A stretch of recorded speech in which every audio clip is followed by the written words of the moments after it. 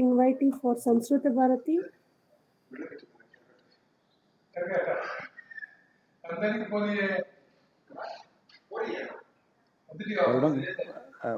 Prasanna Mahodaya, have you received WhatsApp group invitee for Samskrita Bharati? Yes. Yesterday it has come.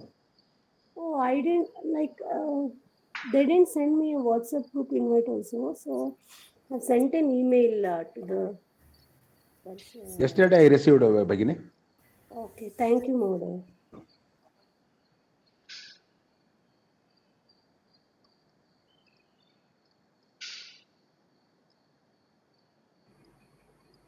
Rajalakshmi भगिनी आरम्भं कुर्मः वा? नमस्ते राधिका भगिनी।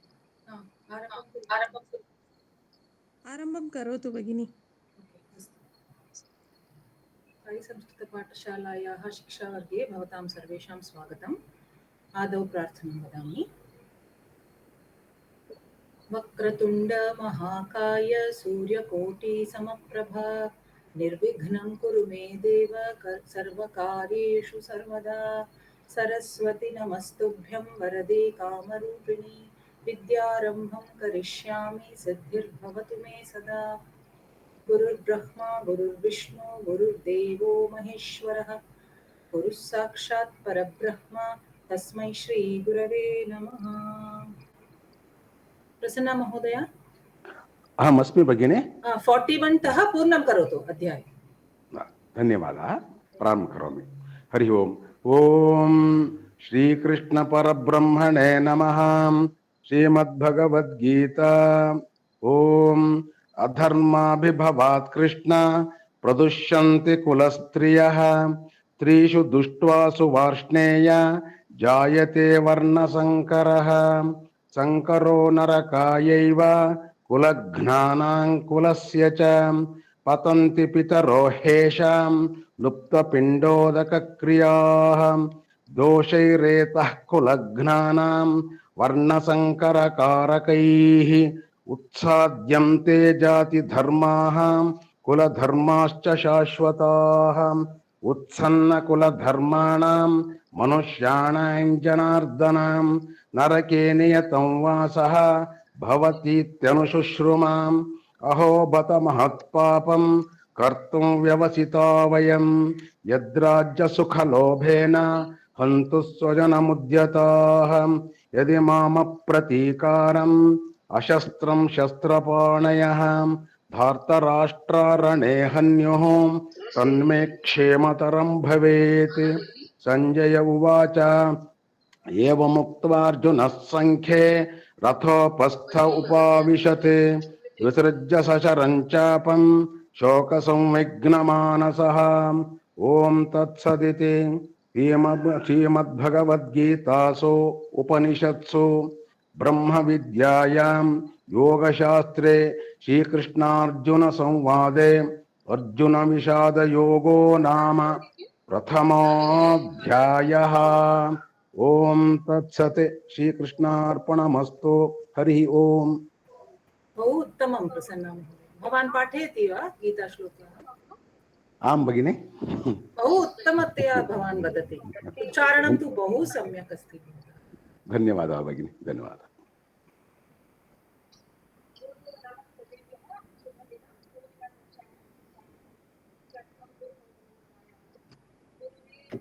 स्क्रीन् दृश्यते वा? सप्तमपाठः दृश्यते भगिनि। 24,100 124 प्रहेलिका।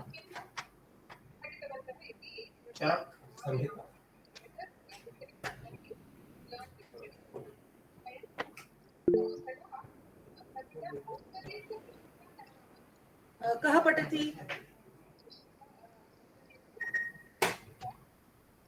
अहं पठामि भगिनि। वृन्दा भगिनी पठतु भगिनि।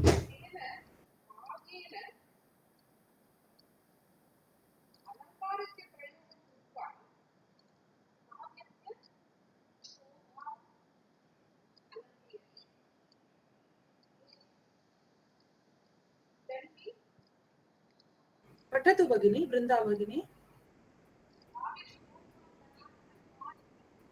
भगिनी पठतु, वृक्षाग्रवासी पठतु।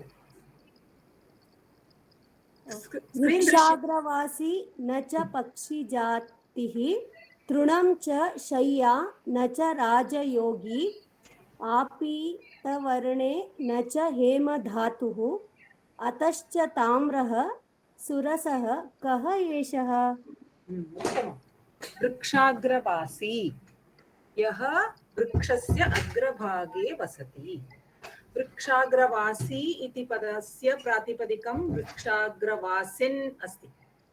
वृक्षाग्रवासी इति प्रथमा विभक्ति एकवचनं, वृक्षाग्रवासी वासिनौ वासिनः एवं रूपाणि चलन्ति। सो वृक्षाग्रवासी is one who lives on the top of a tree. वृक्षस्य अग्रभागे वृक्ष अग्रवासी इति पदत्रयं वर्तते अत्र। न च पक्षिजातिः, सः वृक्षस्य अग्रभागे वसति चेत् वयं किं चिन्तयामः? पक्षिः एव भवेत् इति, किन्तु सः पक्षिः नास्ति। न च पक्षिजातिः, it does not belong to the जाति of पक्षी, सः खगः नास्ति। तृणं च शय्या न च राजयोगी, तस्य शय्या तृणम् अस्ति किन्तु राजयोगी, सः hermit, he is not a hermit, he is that thing, whichever is that thing, sleeps on the grass. यद्यपि तृणं च तस्य शय्या अस्ति तथापि सः राजयोगी नास्ति, he is not a hermit. तर्हि अस्य पदस्य भगिनी वृन्दा भगिनी वदतु, वृक्षाग्रवासी पक्षिजातिः एतस्य पदस्य एतयोः पदयोः विभक्तिः का? सप्तमी। वृक्षाग्रवासी वृक्षाग्रवासी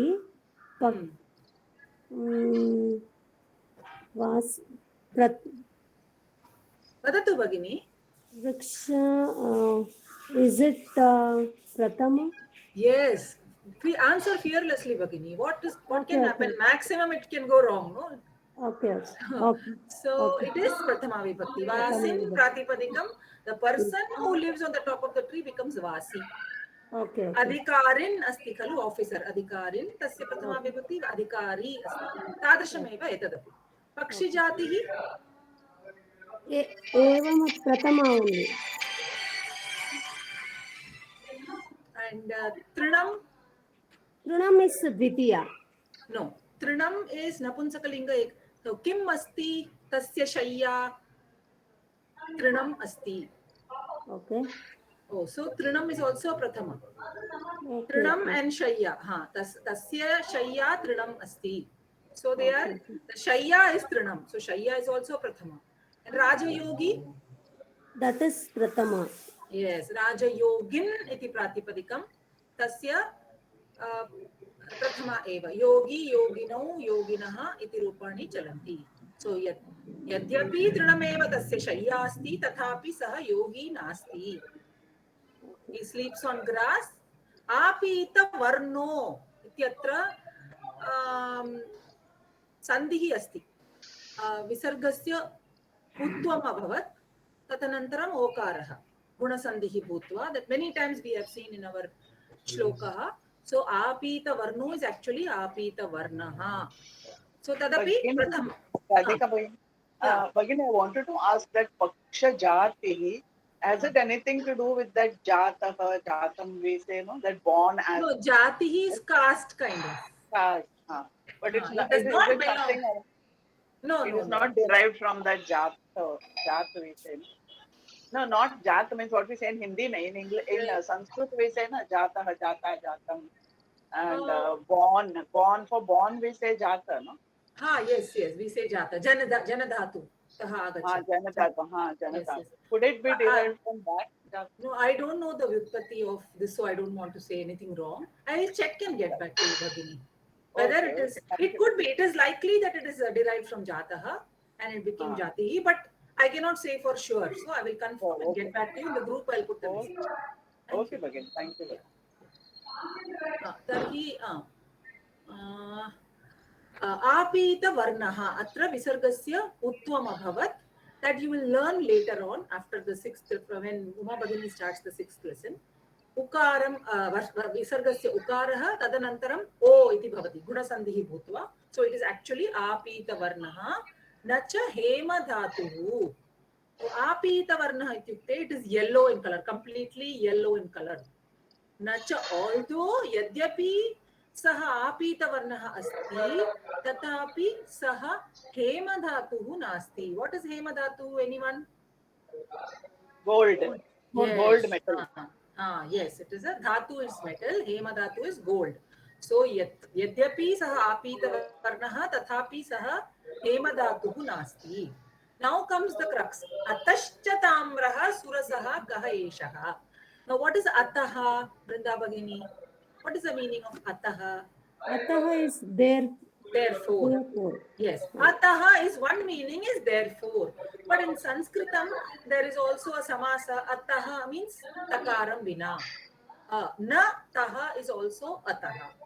So Okay. it is also takaram vina. Now, atashcha tamraha. What is tamraha? Tamra is a copper metal. Yes, copper. Absolutely right. So, atashcha tamraha. So, if you take it as atamraha ataha means atamraha without the takara. So, what will you get? Tamraha without the takara you will get amraha. So, surasaha. You've got another clue. Surasaha rasena yuktaha. कः एषः नौ अत्रापि सन्धिः वर्तते क एषः इति अस्ति खलु तत्र कः एषः अस्ति विसर्गस्य लोपः भवति विसर्गात् पूर्वम् अकारः अनन्तरं स्वरः अस्ति चेत् विसर्गस्य लोपः भवति तदपि भवन्तः अग्रे ज्ञास्यन्ति अतः इदानीं केवलं शृण्वन्तु क एषः विसर्गस्य लोपः अतश्च ताम्रः सो एक्चुअली अतः इस् अ विशेषणं two ताम्रः something the tamraha which is ataha so takaram vina so arthadvayam vartate ataha one is therefore the other is takaraha sorry takaram vina the tamraha is without the takara so arthadvayam atah tamraha takaram vina so these are they have the visheshana visheshya bhava so tamraha now we have written the equation tamraha minus ta becomes amraha so we have got the answer as amraha so now we go back and reconfirm किम प्रथमस्य वाक्यस्य अर्थः कः वृक्षाग्रवासी सः अग्रभागे एव वसति खलु तत् फलम् अस्ति आम्रं तर्हि आम्रः आम्रफलं तु वृक्षस्य अग्रभागे अस्ति and also it is overall it is on the top I mean the branches all on the top of the tree right so it's all on the top pakshi jatihi nasti trinam cha shayya when it falls it becomes the grass becomes its shayya the bed so sa na yogi rajayogi nasti kintu tasya shayya trinam bhavati yada pakvam bhavati pakwani falani tu adaha eva patanti kalu tarhi तृणं घासः तस्य शय्या भवति आपीतवर्णः न च हेमधातुः it is completely yellow पूर्णतया पीतवर्णस्य अस्ति किन्तु तत् धातुः नास्ति हेमधातुः सुवर्णं नास्ति so now you have got the confirmation so अत्र वयम् उत्तराणि न प्राप्नुमः प्रथमः त्रयः प्रश्नाः ये सन्ति ततः वयम् उत्तरं न प्राप्नुमः उत्तरं कुत्र प्राप्नुमः अन्तिमवाक्ये एव रसयुक्तः सुरसः रसयुक्तः ततः वयं प्राप्नुमः धातुः ताम्रः सुरसः न भवति सो ततः वन क्लू इतोपि एकः क्लू अस्ति अतश्च ताम्रः ताम्रः तकारं विना so there we get the clue and we go back and confirm so एषः सुरसः रसेन युक्तः सु इत्यस्य उपसर्ग सो शोभनः इति भवति शोभनः रसः यस्य सः जूसी फ्रूट कः एषः तर्हि पठतु वृन्दा भगिनी किं लिखितम् अत्र यः वृक्षस्य उपरि वसति किन्तु खगः नास्ति तस्य शय्या घासः तथापि सः मुनिः नास्ति सः पूर्णतया पीतवर्णस्य अस्ति तथापि सुवर्णं नास्ति सः ताम्रः किन्तु अतः तथा च सः रसयुक्तः ताम्रं तु रसयुक्तं न भवति तर्हि सः कः सः आम्रः सः आम्रः so here Normally, many times you are getting, for example, सुनासीरः इत्यत्र किम् अभवत्? सुनासीरः इति प्रश्नत्रयम् आसीत्, ततः वयम् उत्तरं प्राप्तवन्तः, किन्तु अत्र एवं नास्ति. Here you are saying no, this is not this, this is not this, this is not this. So finally antime vakye vayam uttaram praptavantah, तथा च confirmation api praptavantah. Agre पुनः प्रथमवाक्यं दृष्ट्वा ओ एवं वा वृक्षस्य उपरि वदति तत् सत्यं, शय्याघासः तदपि सत्यं, पूर्णतया पीतवर्णः तदपि सत्यं, सुवर्णं नास्ति. So we got the confirmation from every वाक्यं. So अतः उत्तरं तु वयं चतुर्थे एव वाक्ये एव प्राप्तवन्तः. अस्तु, तत्र प्रश्नद्वयम् आसीत्, अतश्च ताम्रः तथा च रसयुक्तः. ततः वयं ज्ञातुं शक्नुमः एतत् फलमेव स्यात् इति. अस्तु, अवगतं वा? कापि शङ्का अस्ति चेत् पृच्छन्तु, नो चेत् अग्रे गच्छामः. अवगतम्. अस्तु.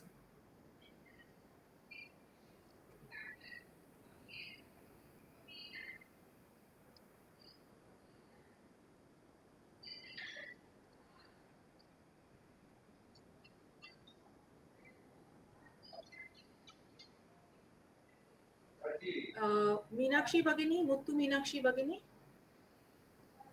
आं भगिनी, भवती सिद्धा वा? लौकिकन्यायः. Okay. Gattaputi Prabhartanyaya. You can read and offer your comments, and then we will say in Sanskrit. Okay.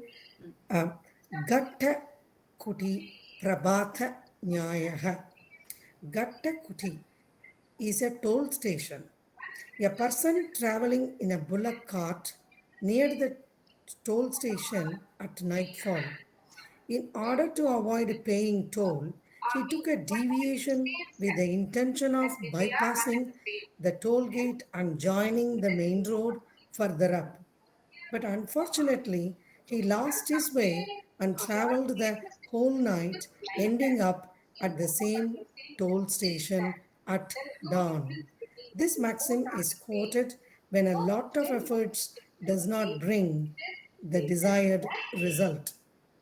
So what I have understood is Gattakuti is, this is a very old habit of everybody who want, we generally want to avoid paying tax. So this villager possibly wants to sell his goods to the city, and the entrance of city, they may be collecting the tax, toll tax for that. And after reaching there in the night, he realized he has not made any money. He has to pay for the tax and maybe gone around finding different way, but failed to do so. They say, in the morning, after, roaming around different path to find a way to go to the city, he ended up Prabhat in the morning. He ended up in the same road with the toll station. I feel very sorry for him. It looks like he's destined to pay. We say,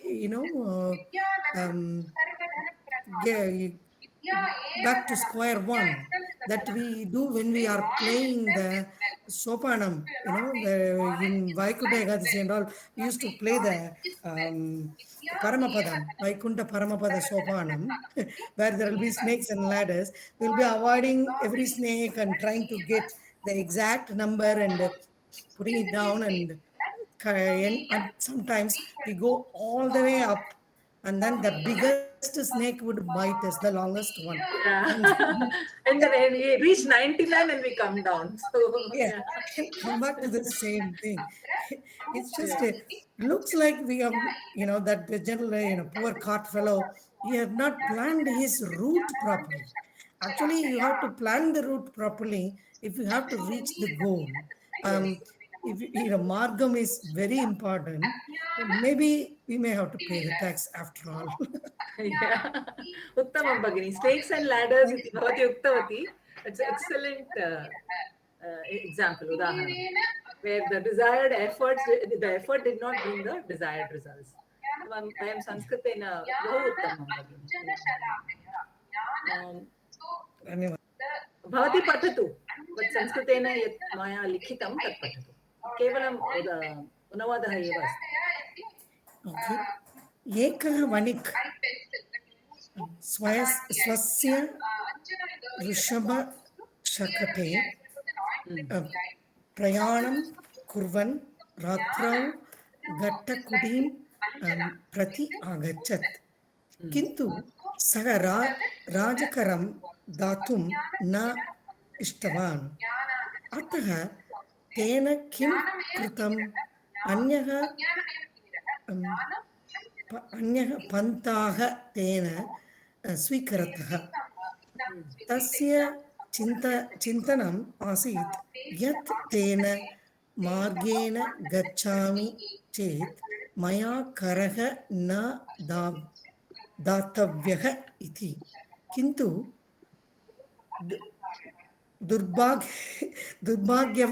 दुर्भाग्यवशात् सः मार्गभ्रष्टः अभवत्।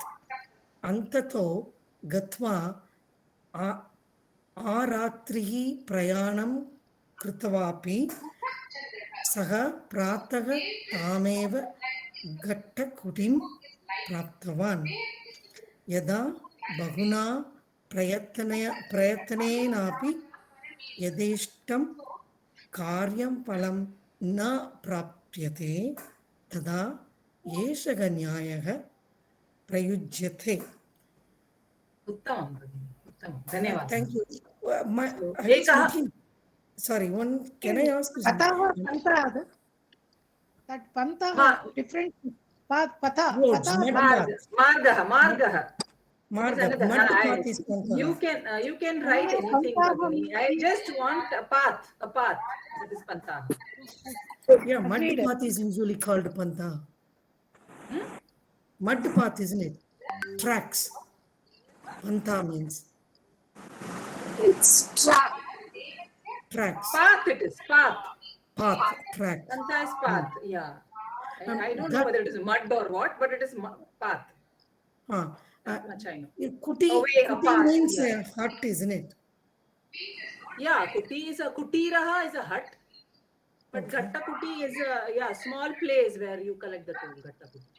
Yeah, but there is no word for, Ghatta doesn't refer actually to tax or toll. Yeah. Actually, Kara is tax, right?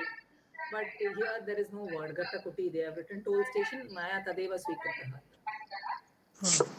So, Ekaha Vanik, he was a businessman. He was traveling, trader actually, not Vanik is trader.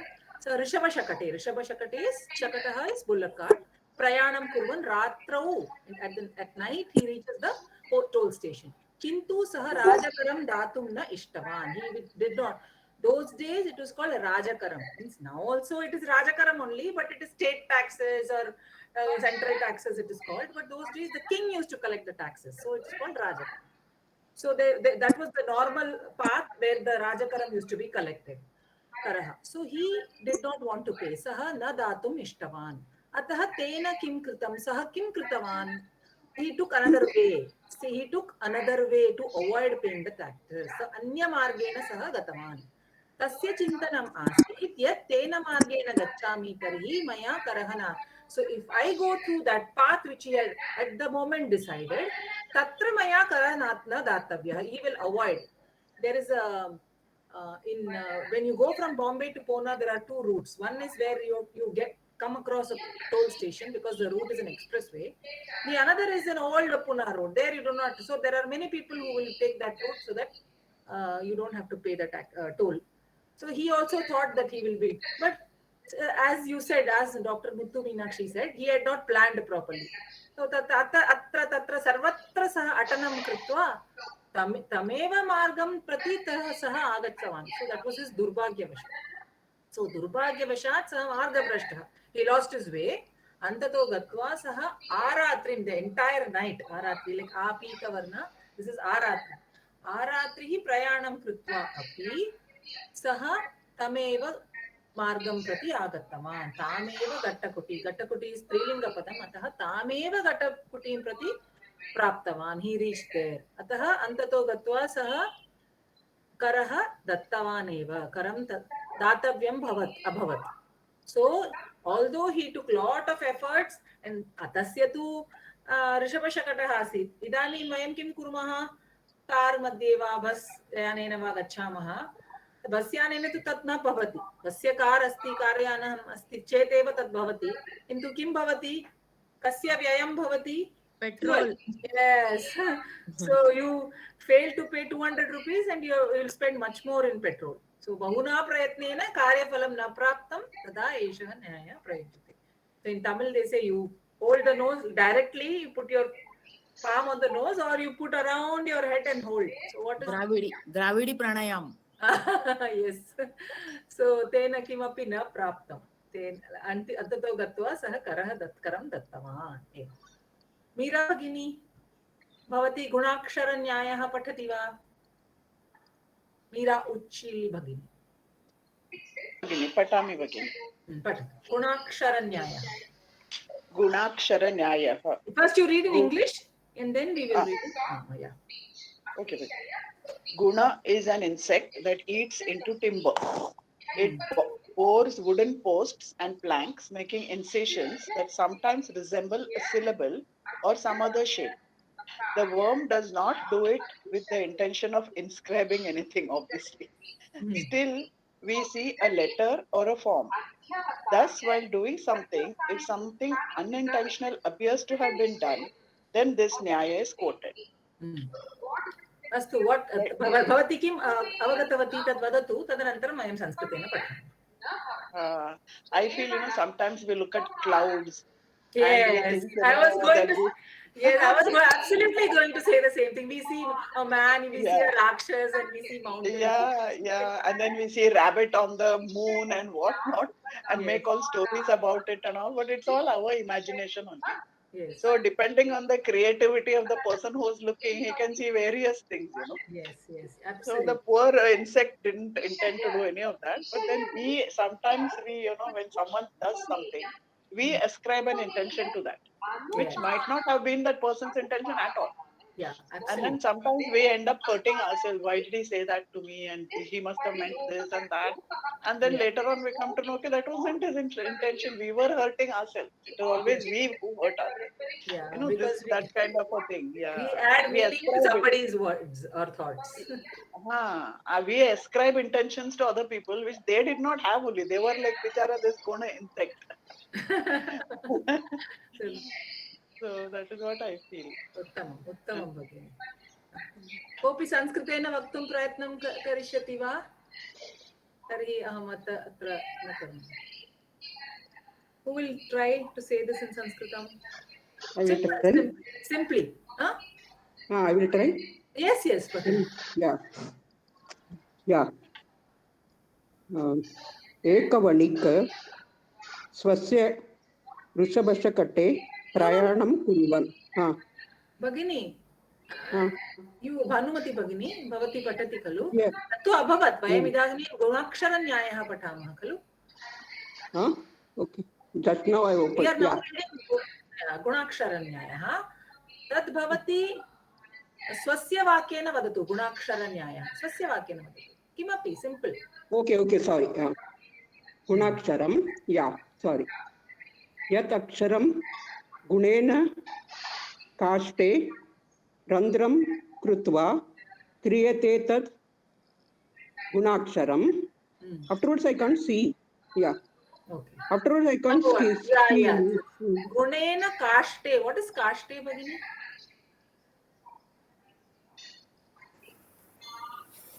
Kashtah. Wood. Yes. So on a piece of wood, the guna, the insect has eaten into it. It has created holes. Randran kritva kriyate. So the aksharam, it is strictly not an aksharam. That the guna, the insect has simply done holes. But it has formed an aksharam. Tat gunaksharam. Patatu agre. Yaha kitaha kashtam bhakshayati saha gunaha. सह गुणः काष्ठे वा लगुडे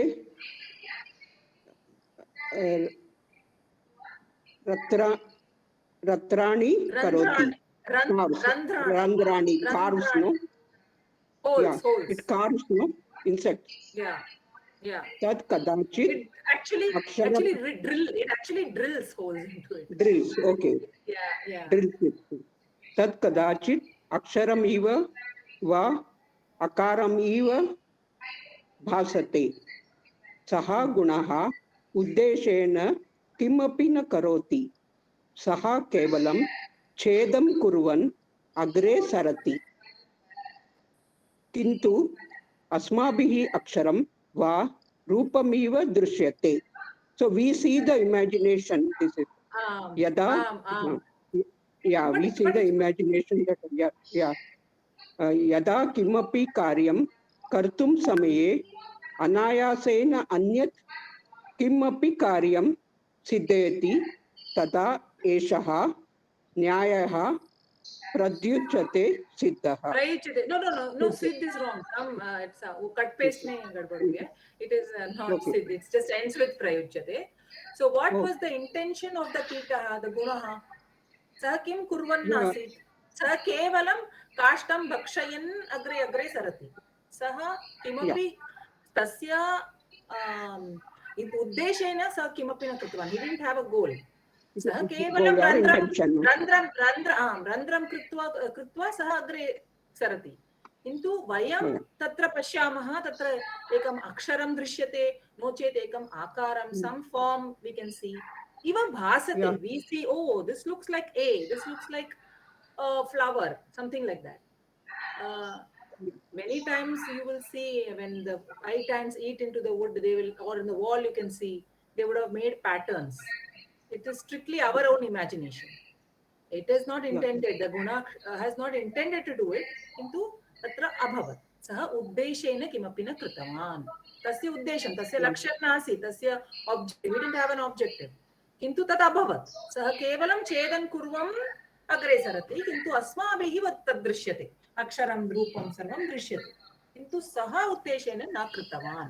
So yada किमपि कार्यं कर्तुं समये वयं तदेव मम लक्ष्यम् इति वयं मनसि न स्थापयामः, किन्तु अनायासेन तत् कार्यं सिद्धं भवति, तदा एषः न्यायः प्रयुज्यते.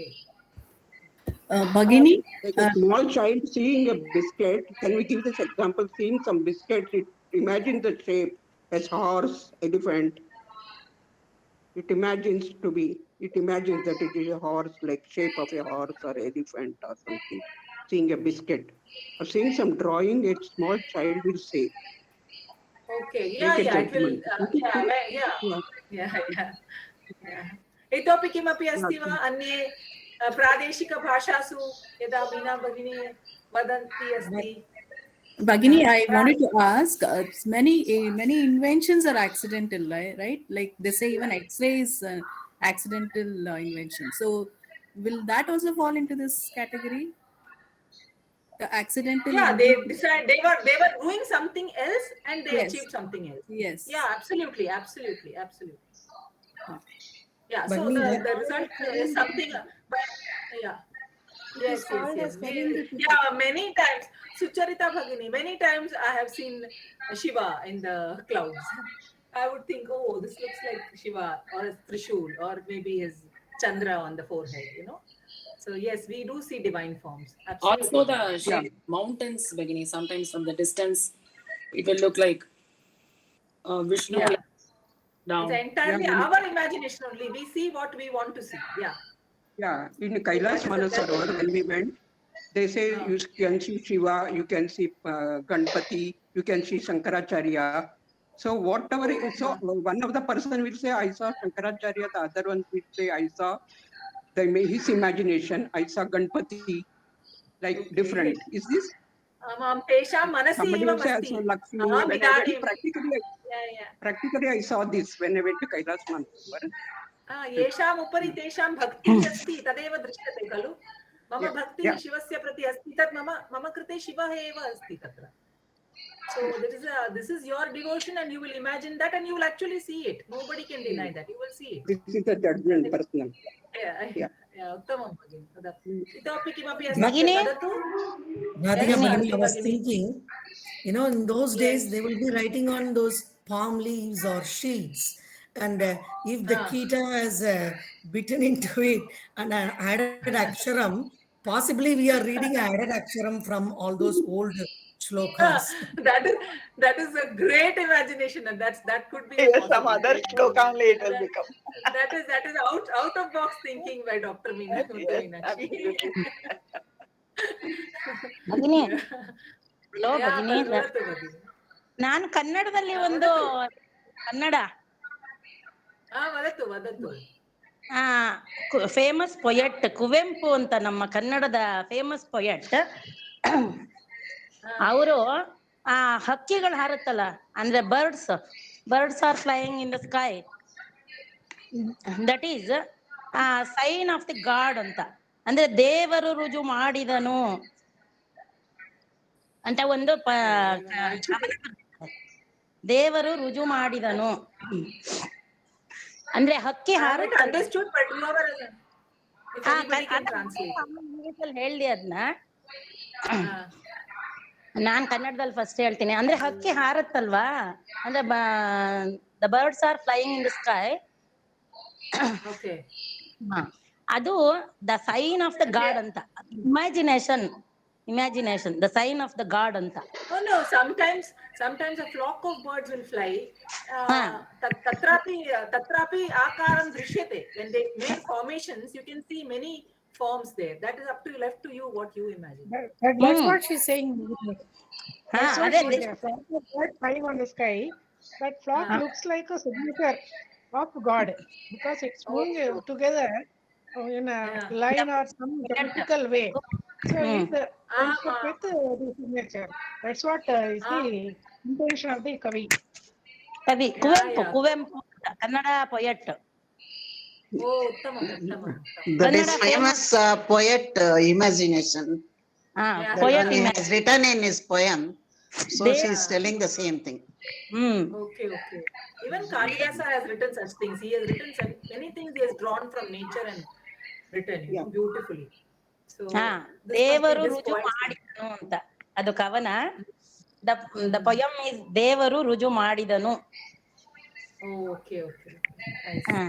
That is ಗುಣಾರ್ಥ ನ್ಯಾಯ. Yeah, it's also an example of it. Yeah. The birds did not intend to show a picture of God, but he saw that. Yes, absolutely. Thank you. In the poet's imagination. Thank you.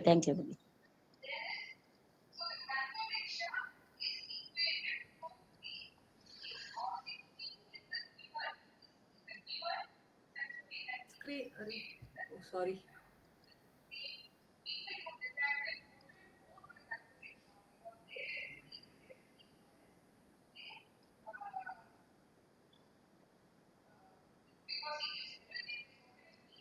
Screen दृश्यते वा? इदानीं अस्तु. कः पठति वा का पठति?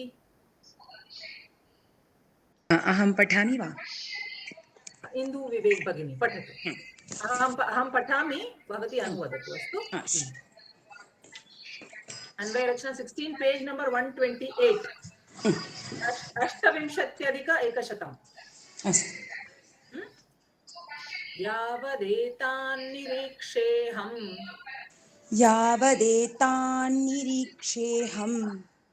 योद्धुकामानवस्थितान्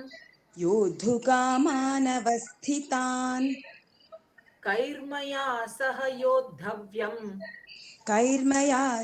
योद्धव्यम् अस्मिन् रणसमुद्यमे यावदेतान्निरीक्षेऽहं योद्धुकामानवस्थितान् कैर्मया सह योद्धव्यम् अस्मिन् रणसमुद्यमे यावदेतान्निरीक्षेऽहं योद्धुकामानवस्थितान् कैर्मया सह योद्धव्यम् अस्मिन् रणसमुद्यमे.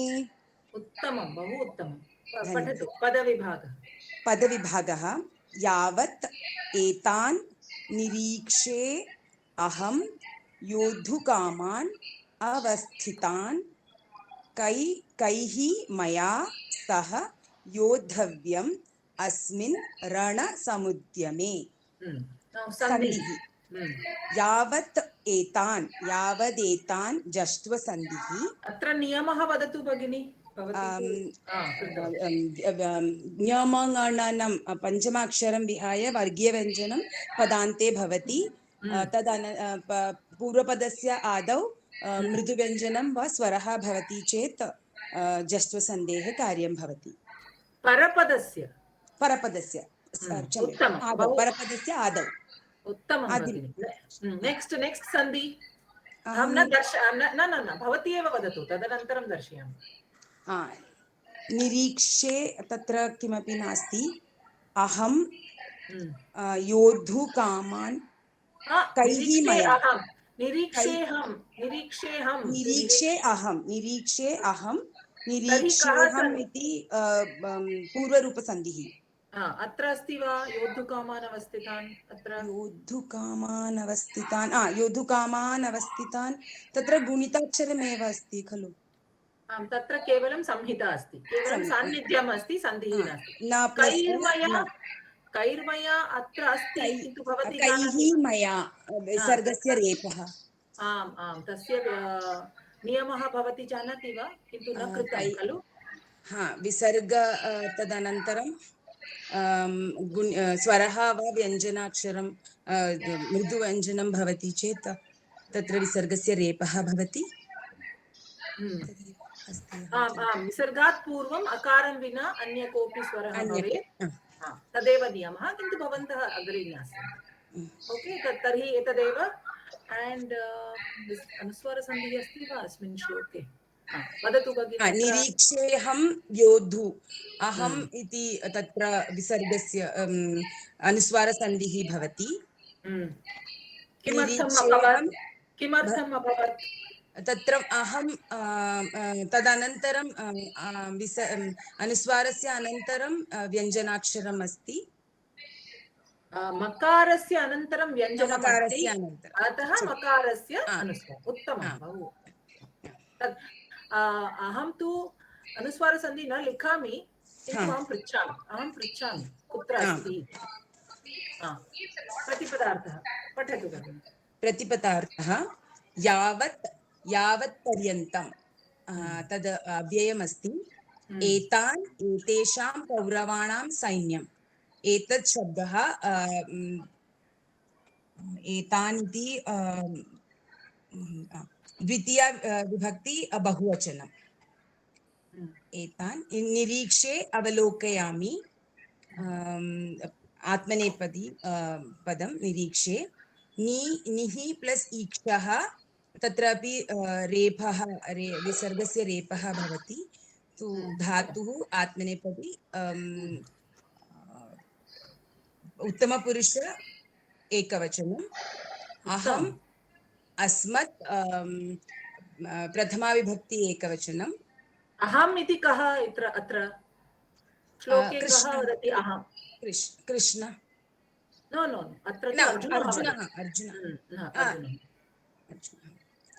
अहम् अस्मत् योद्धुकामान् यः योद्धुम् इच्छति, युद्धं कर्तुम् इच्छन्ति, तान् युयुत्सुन् अहं द्रक्ष्यामि, अहं पश्यामि इति। ये युद्धम् इच्छन्ति, युद्धं कर्तुम् इच्छन्ति ते युयुत्सवः, तान् युयुत्सून् अहं द्रक्ष्यामि। यावत् पर्यन्तम् अहं पश्यामि तावत् पर्यन्तं भवान् रथं स्थापयतु इति सः वदति श्रीकृष्णः। अवस्थितान् अग्रे पठतु। अवस्थितान् व्यूहेन रचितान् तान्। पुल्लिंग द्वितीया विभक्ति बहुवचनम्। एरेड कैः सह कैः महारथैः सह।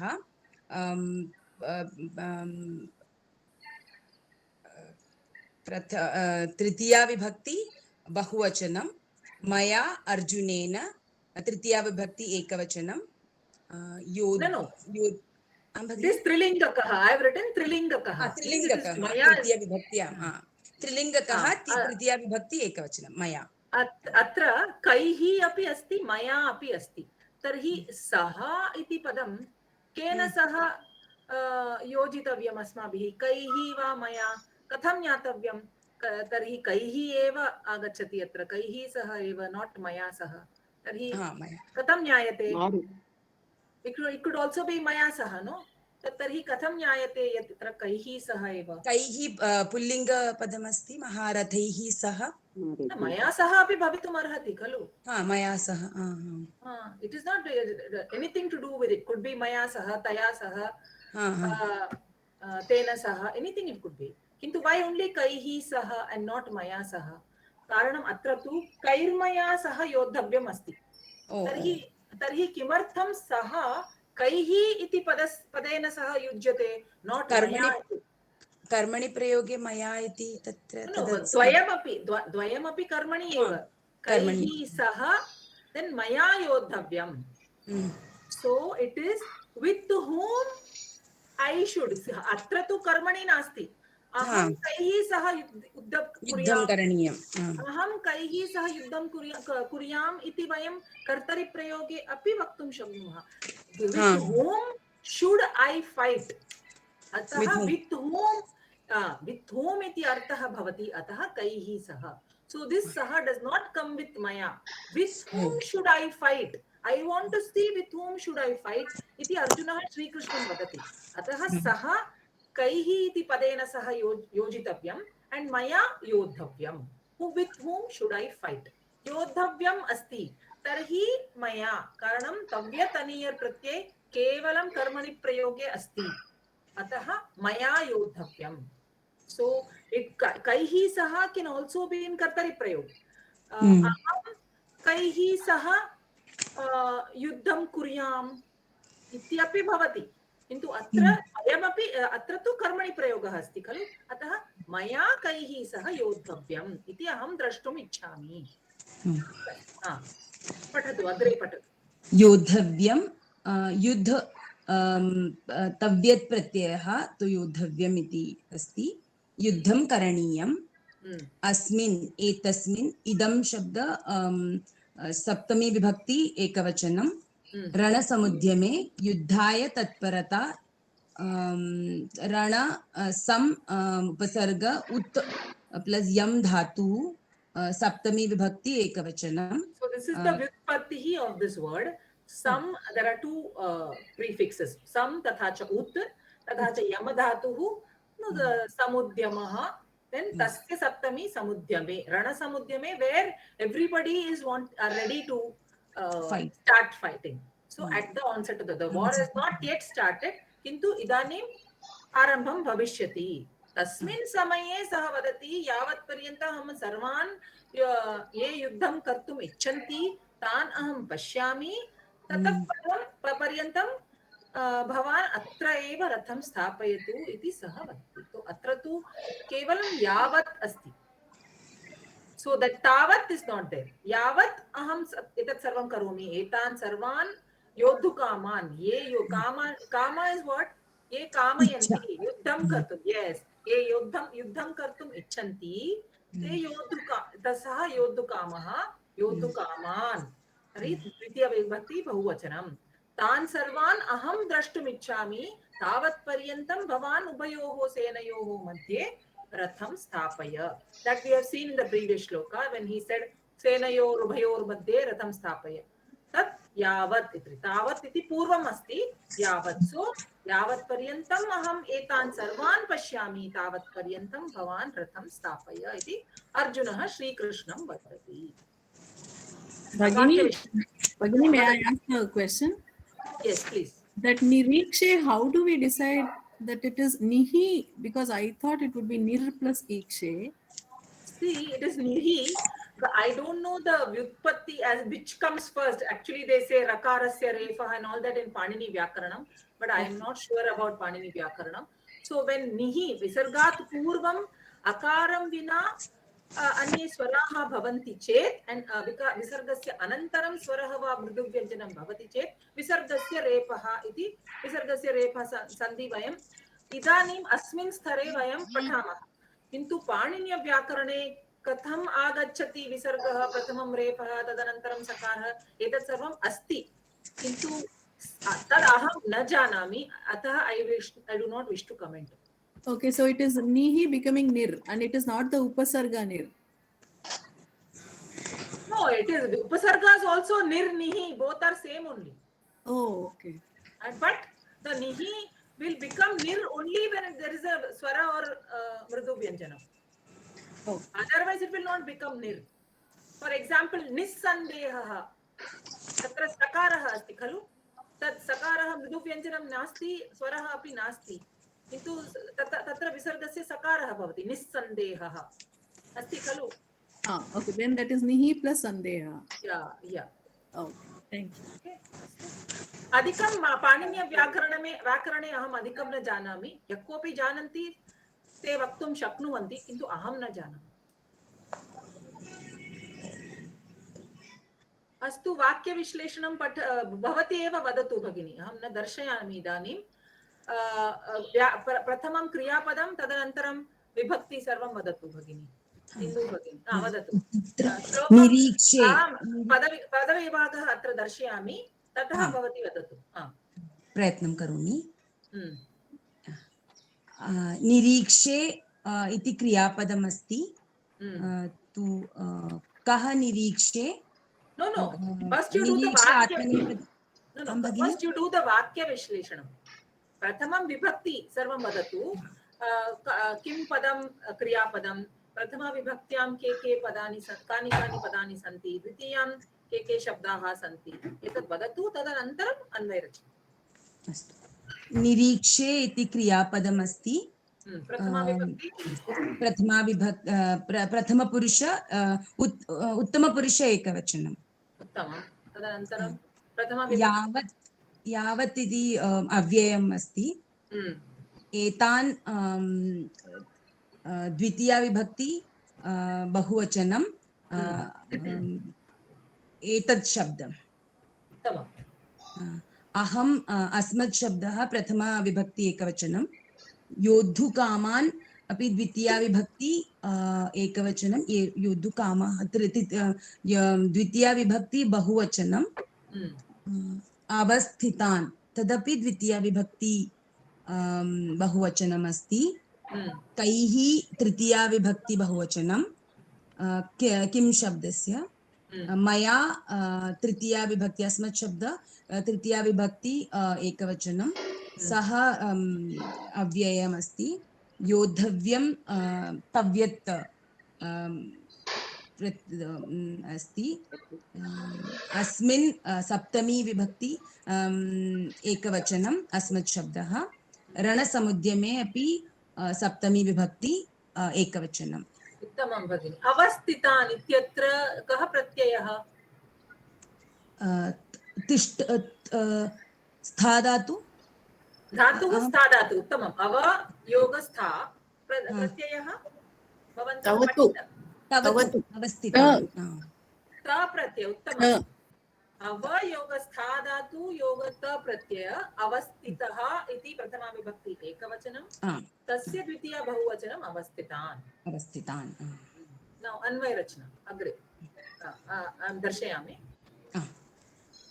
पठतु. क्रियापदं निरीक्षे. कः निरीक्षे? अहं निरीक्षे. कान् निरीक्षे? योद्धुकामान्, यः युद्धं कर्तुम् इच्छन्ति तान् निरीक्षे. कीदृशान् कथं भूतान् योद्धुकामान्. किमर्थं मया अत्र कथं भूतान् अपि स्थापितं? तत्र अव्यय त प्रत्यय तत्र. उत्तमम्. त प्रत्यय अस्ति, अतः कीदृशान् अपि भवितुम् अर्हति, कथं भूतान् अपि भवितुम् अर्हति. पुनः कीदृशान् योद्धुकामान्. एतान् योद्धुकामान्. एतान् इति कीदृशं विशेषणम् अस्ति? व्हाट टाइप ऑफ विशेषणम्? सार्वनामिक विशेषणं. कस्य पदस्य विशेषणम् अस्ति? एतद् शब्दस्य विशेष्यं किम्? एतान् योद्धुकामान् एतान् उत्तमम्। लोकान् पुनः किं निरीक्षे कैः सह योद्धव्यम् इति So मया atra tu there is a sentence within a sentence. So what is he saying? Kaihi saha yodhavyam iti saha vadati khalu. Atah atra so you have to just say kim nirikshe when there is a sentence with a kim uktavan uvacha etan pashya iti uktavan. So there will be a sentence atra ekasmin vakye anyam vakyam api asti. Atah kim nirikshe kaihi saha yodhavyam iti nirikshe. यावत्पर्यन्तम् अहं निरीक्षे तावत्पर्यन्तं त्वं रथं स्थापय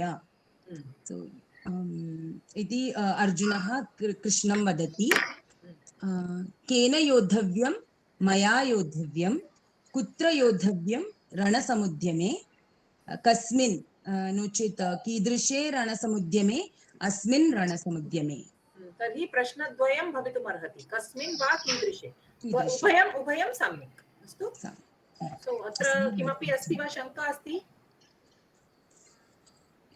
madam वदतु book says two kriya padams nirikshe and yodhavyam they classify both as kriya padams whereas we have decided there is only one padam kriya padam called nirikshe is it additional yodhavyam actually it is not yodhavyam it is yodhavyam asti kriya padam can never be tavya tanir ta pratyay can never be a kriya padam so it is listed in the book so, because it is a tabular form. Yeah, I can see it right in front of me. How do we discard it because it is tavat patriya no you can say kim asti yodhavyam asti so you can say kena yodhavyam asti you have to use karanam yatra dhatuh asti tadeva kriya atra yudha dhatu asti kintu yodhavyam iti padam nama padam asti kriya padam nasti so you cannot classify it under kriya padam.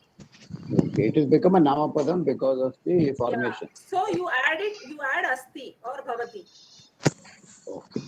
And then say so although that is why I do not generally look at the book's tabular forms karanam tatra sambramah bhavitum arhati see if it is in a parichaya level I can say okay yodhavyam kriya padam nasti khalu there is an action there but it is strictly not a kriya padam so atra asti iti asmabhi adhyaharah karaniyah अतः योद्धव्यम् अस्ति केन सह योद्धव्यं केन योद्धव्यं मया योद्धव्यम् अस्ति इति अस्तु अग्रे गच्छामः वा भगिनी पठतु अन्वयः one second Radhika Bhagini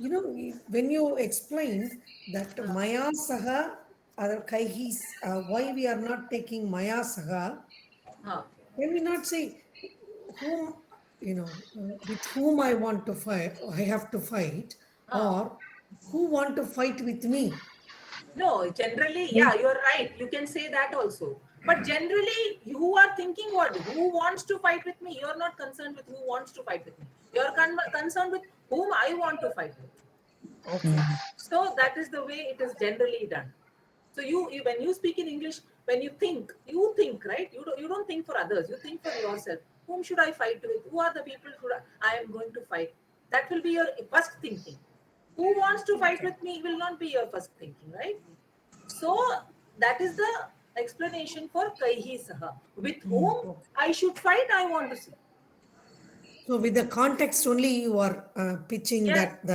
yes it is rather not than that we can get a clue from that absolutely there is no rule here that it has to go with saha or it cannot go with maya but here the thinking is Arjuna saha chintayati khalu kaihi saha maya yodhavyam with whom I should fight maya yodhavyam goes because I want to fight with whom should I fight with so that with goes with kaihi only with who are the people whom I should fight with that is a general thinking you are not thinking for others you are thinking for yourself atah saha will go with kaihi and maya will go with yodhavyam kaihi saha so with the understanding of the shloka and its tatparyam you are putting the saha yes sandarbha sahitam eva There is no rule that saha cannot go. There are two tritiya vibhakti padam. So tarhi saha tu kaihi iti padasya padena saha api yujyate, maya iti padena saha api yujyate. Kintu sandarbhe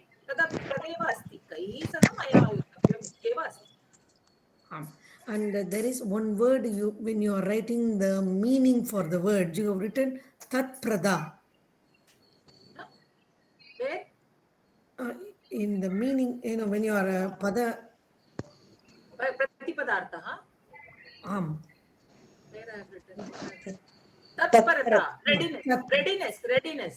So they are all ready for the war.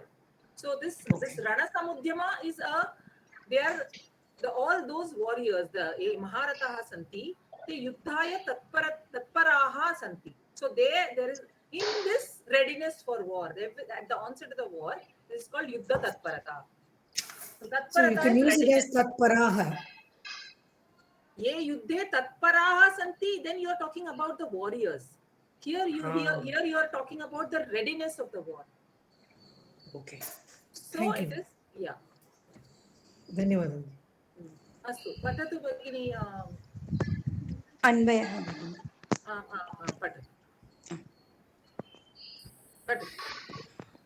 अन्वयः उभयोः सेनयोः मध्ये रथं स्थापय यावत् अहम् अस्मिन् रणसमुद्यमे कैः सह मया योद्धव्यम् इति अहम् एतान् अवस्थितान् योद्धुकामान् निरीक्षे यावत् तावत् इति अर्थेन.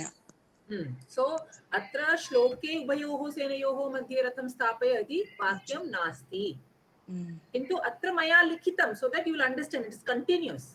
इदानीं वयं केवलं 16तमः श्लोकः पठामः, किन्तु अत्र यत् पूर्वतनश्लोके यदस्ति तद् अहम् अत्र लिखितवती उभयोः सेनयोः. So till I see all these people, you keep the vehicle, I mean the ratha parked in between the two senas. In between the two senas. Yes. तात्पर्यम् अर्जुनः श्रीकृष्णं वदति यावत् पर्यन्तम् अहं द्रक्ष्यामि यत् एतस्मिन् रणाङ्गणे के योद्धुमिच्छन्ति तथा मया कैः महारथैः सह युद्धं करणीयम् इति तावत् पर्यन्तं त्वं मम रथम् उभयोः सेनयोः मध्ये एव स्थापय.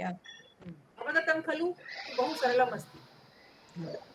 योद्धुकामान् युद्धम् इच्छन्ति मया कैः सह, अत्र मया केवलं महारथैः इति लिखितं. कैः महारथैः सह मया युद्धं करणीयं, योद्धव्यं, युद्धं करणीयम्. अत्र प्रत्ययः कः भगिनि? करणीयम् इत्यत्र अनियर् तव्यदनियर् युद्धं करणीयं, योद्धव्यम् इत्युक्ते युद्धं करणीयं, तावत् पर्यन्तं मम रथं स्थापय इति सः उक्तवान्. तावदेव, किमपि नास्ति अन्यत् तात्पर्यम्. अग्रे गच्छामः वा? कापि शङ्का अस्ति चेत् पृच्छन्तु, नो चेत् अग्रे गच्छामः. धन्यवादः इन्दु भगिनी. धन्यवादः. बहु उत्तमरीत्या भवती पठितवती, बहु उत्तमं. वाक्यविश्लेषणमपि बहु सम्यक् आसीत्. धन्यवादः. कः पठति? भगिनी एकं संशयम् अस्ति. एकः संशयः, नो चेत् एका शङ्का, नो चेत् एकः सन्देहः. इदानीं कैः सह मया योद्धव्यम् इति अहम् एतान् in this context is those avasthitan yoddhakaman, those standing or whatever situated yoddhakaman. Yes. Is that right? Yes, absolutely. Yes. Okay, thank you. Etan, he's referring, he's looking at this and he's not saying those, he's saying these. He wants to see both. He wants to see his own army and he wants to see the Kaurava army. Atah sa vadati etan sarvan aham drashtum ichchami. But what he's actually saying, kaihi saha maya yoddhavyam. They are all ready. They are all in the state of readiness for war. Tarhi maya kaihi saha yoddhavyam iti aham drashtum ichchami. ये युद्धं कर्तुम् इच्छन्ति, कारणं ये अत्र समागताः सन्ति ते युद्धं कर्तुम् इच्छया एव अत्र समागताः खलु, एकत्रिताः. अतः तान् अहं द्रष्टुमिच्छामि, अतः तावत्पर्यन्तं हे श्रीकृष्ण भवान् अत्र रथं स्थापय। निरीक्षे आत्मनेपदी वा? आमाम्, ईक्षधातु आत्मनेपदी। ईक्षे, ईक्षते, ईक्षते ईक्षे उत्तम पुरुषः। ईक्षते, ईक्षेते, ईक्षन्ते, ईक्षसे, ईक्षते। ईक्षे, ईक्षावहे, ईक्षामहे। धन्यवादः। शोभा भगिनी भवती एव पठतु। नेक्स्ट वन 17. यस्, अहं वदामि, भवती अनुवदतु।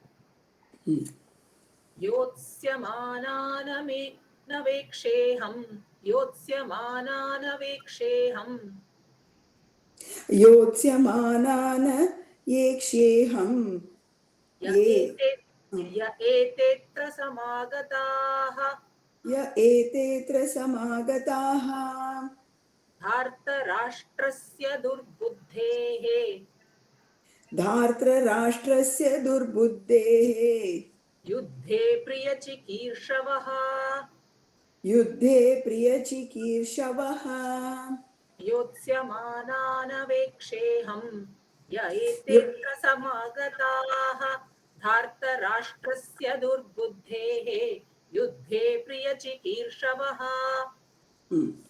योत्स्यमानानवेक्षेऽहं ये एतत्र समागताः धार्तराष्ट्रस्य दुर्बुद्धेः युद्धे प्रियचिकीर्षवः।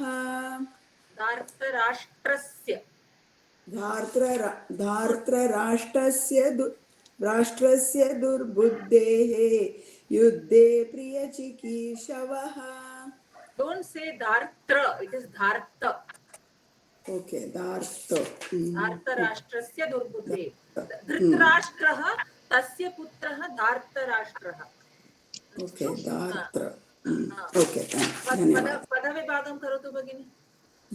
पदविभागं प्रयत्नं करोमि। अस्ति पुस्तके, डोंट वरी। ओके, स्क्रीन् न दृश्यते, ओन्ली श्लोक भवती वदतु, तदनन्तरम् अहं दर्शयामि। ओके, पदविभागः योत्समानान्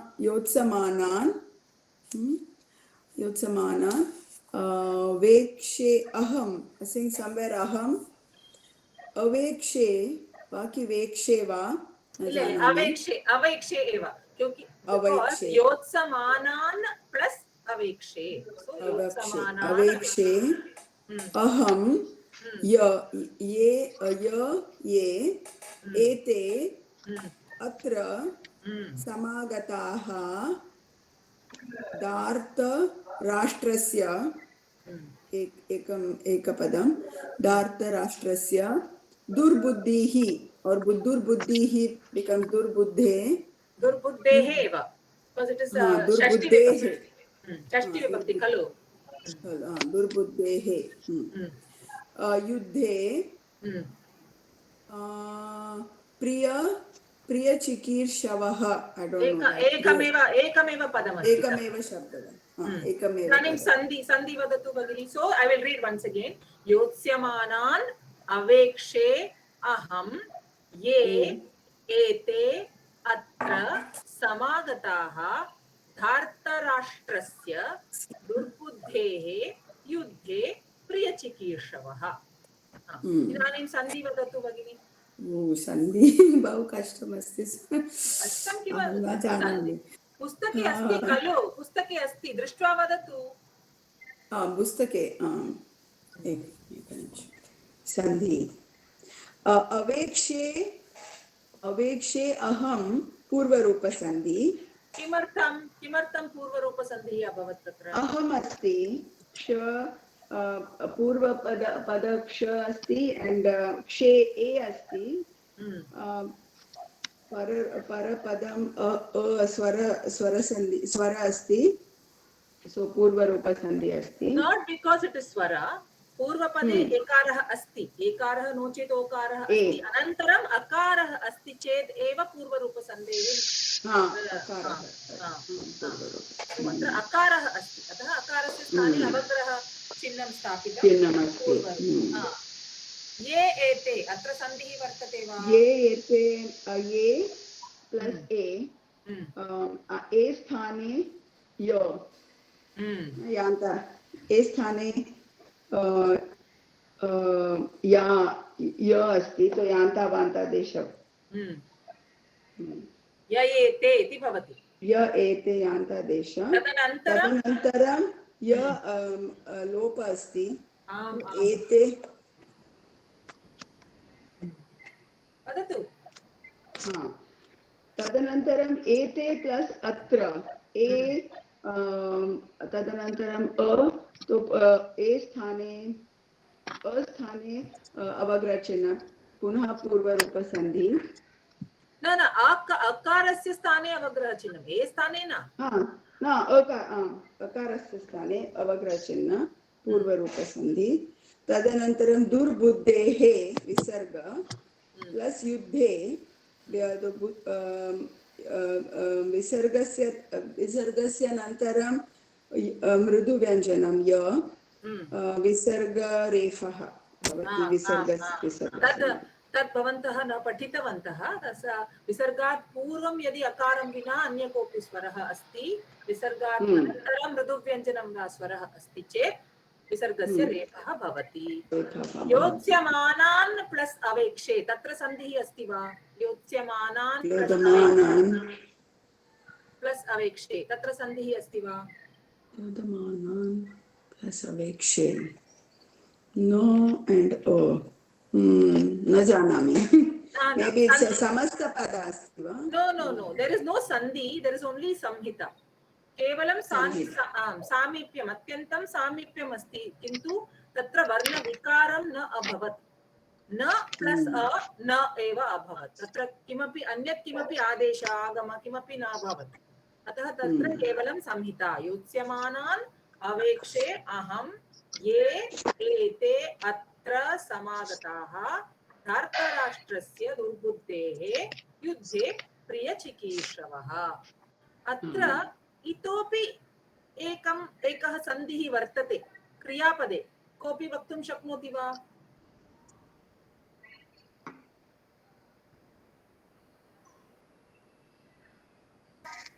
सम आगताः।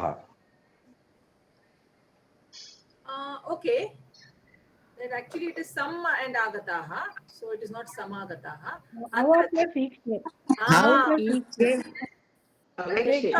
Yes, uttamam. Ava plus ikshe. Ava plus ikshe. Avekshe tatra sandhihi kaha? Gunasandhi. Uttamam. Tatra eva sandhihi. That is a sandhi within a padam. So ava plus ikshe. So yada upasargaha bhavanti tada vayam tu निश्चयेन करणीयं भवति खलु सन्धिः। अतः आ plus गच्छति आगच्छति तत् अस्ति। तत्र वयं लङ्लकारे अपि पठितवन्तः खलु वि प्लस व्य इति भवति व्यदारयत् पि प्लस अदारयत् व्यदारयत् तादृशमेव अत्र सन्धिः करणीयः एव भवति। अतः अवेक्षे अव प्लस इक्ष अवेक्षे। तत्र भगिनी सर्वमपि उक्तवती। अत्र सन्धिः अयादि सन्धिः यान्तावान्त सन्धिः नाम समानमेव। ऐ आदि सन्धिः अयादि सन्धिः तत्र आदेशाः ऐ आय् औ औ भवति। अतः अयादि इति एकं नाम। अपरं नाम अस्ति यान्तावान्तादेश सन्धिः। तत्र यकारस्य लोपः भवति अतः य एते। सो श्लोकेषु प्रायः ये नियमाः सन्ति लोपस्य तत् करणीयं भवति। अतः अत्र तु ये एते becomes य एते. It has to be necessarily done in a shloka. Whatever sandhi rules are there that have to be followed. But patatu bhagini. अग्रे पठतु। अहं वा कि कोऽपि? शोभा भगिनी पठतु प्रतिपदार्थः तदनन्तरम् अन्य कोऽपि पठति। प्रतिपदार्थः योत्स्यमानान् ये युद्धं करिष्यन्ति तान्। One second. Why did I say karishyanti? From how I got the किमर्थं मया अत्र करिष्यन्ति इति लिखितम्? योत्स्य न उत्तमं कारणं युध्यते युध्येते युध्यन्ते इति लट्लकारे किन्तु योत्स्यते योत्स्यते योत्स्यन्ते इति लट्लकारे भवति and that you will not learn in shiksha sara you will only learn shatru shanach pratyay latlakare shu eva yujyante kintu लट्लकारेषु अपि युज्यन्ते योत्स्य प्लस मान अत्र तु शत्रु शानच् प्रत्यय अस्ति कारणं युद्ध धातु तु आत्मनेपदी धातुः अस्ति तर्हि तस्य लृट् प्रथम पुरुष बहुवचनं योत्स्यन्ते तर्हि योत्स्यन्ते शानच् प्रत्यय योत्स्यमानाः भवति तो तर्हि प्रथमा विभक्ति बहुवचनं योत्स्यमानाः योत्स्यमानः योत्स्यमानौ योत्स्यमानाः तस्य द्वितीय बहुवचनं योत्स्यमानान् that is how this शानच् प्रत्ययस्य भविष्यकाल वा शानच् प्रत्ययस्य भविष्यकाल नास्ति अत्र भविष्यकालस्य शानच् प्रत्यय अस्ति you can add the shanach pratyay to latlakara also yes he will be doing so katham tat vadaniyam so something he will be doing tarhi tat yotsyamanah iti so those who will be doing yuddha tan aham drashtum ichchami iti sah vadati atah yotsyamanaan aveksheham agre patatu okay tan so yotsyamanaan ye yuddham karisyanti tan युद्ध धातु लट् लकार योत्स्यन्ते शानच् प्रत्यय योत्स्यमानाः तान् 2.3 so it is द्वितीया विभक्ति बहुवचनम् अवेक्षे पश्यामि अव plus ईक्ष धातु लट् लकार अवेक्षे so उत्तम पुरुष उत्तम पुरुष अव प्लस ईक्षे अवेक्षे अहम अत्र अर्जुनः वदति अस्मद् दकारान्त अस्मद् दकारान्त त्रिलिङ्गकः त्रिलिङ्ग त्रिषु लिङ्गेषु समानम् अन्य केपि वदन्ति त्रिषु लिङ्गेषु समानः नो चेत् त्रिलिङ्गकः प्रथमा विभक्ति एकवचनं ये योद्धारः सन्ति ते पुल्लिङ्ग एकवचनं नास्ति बहुवचनम् अस्ति प्रथमा विभक्ति बहुवचनं एते इमे एतद् दकारान्त शब्द पुल्लिङ्ग प्रथमा विभक्ति बहुवचनम् what is the prathama vibhakti ekavachanam of ete प्रथमा एषः एतौ एते यः यौ ये एषः एतौ एते इमे अपि इमे एतद् आमामाम् इमे I am imau ime it means the same it means ete they or these अत्र अस्मिन् युद्धक्षेत्रे अव्ययं समागताः एकत्रिताः सन्ति together is it ekatritaah santi they have all come they have all assembled here ekatritaah they have come together sam plus a plus gam dhatu plus ta pratyayah pullinga ekavachanam एक प्रथमा विभक्ति बहुवचन आगच्छति आगतवन्तः सो समागताः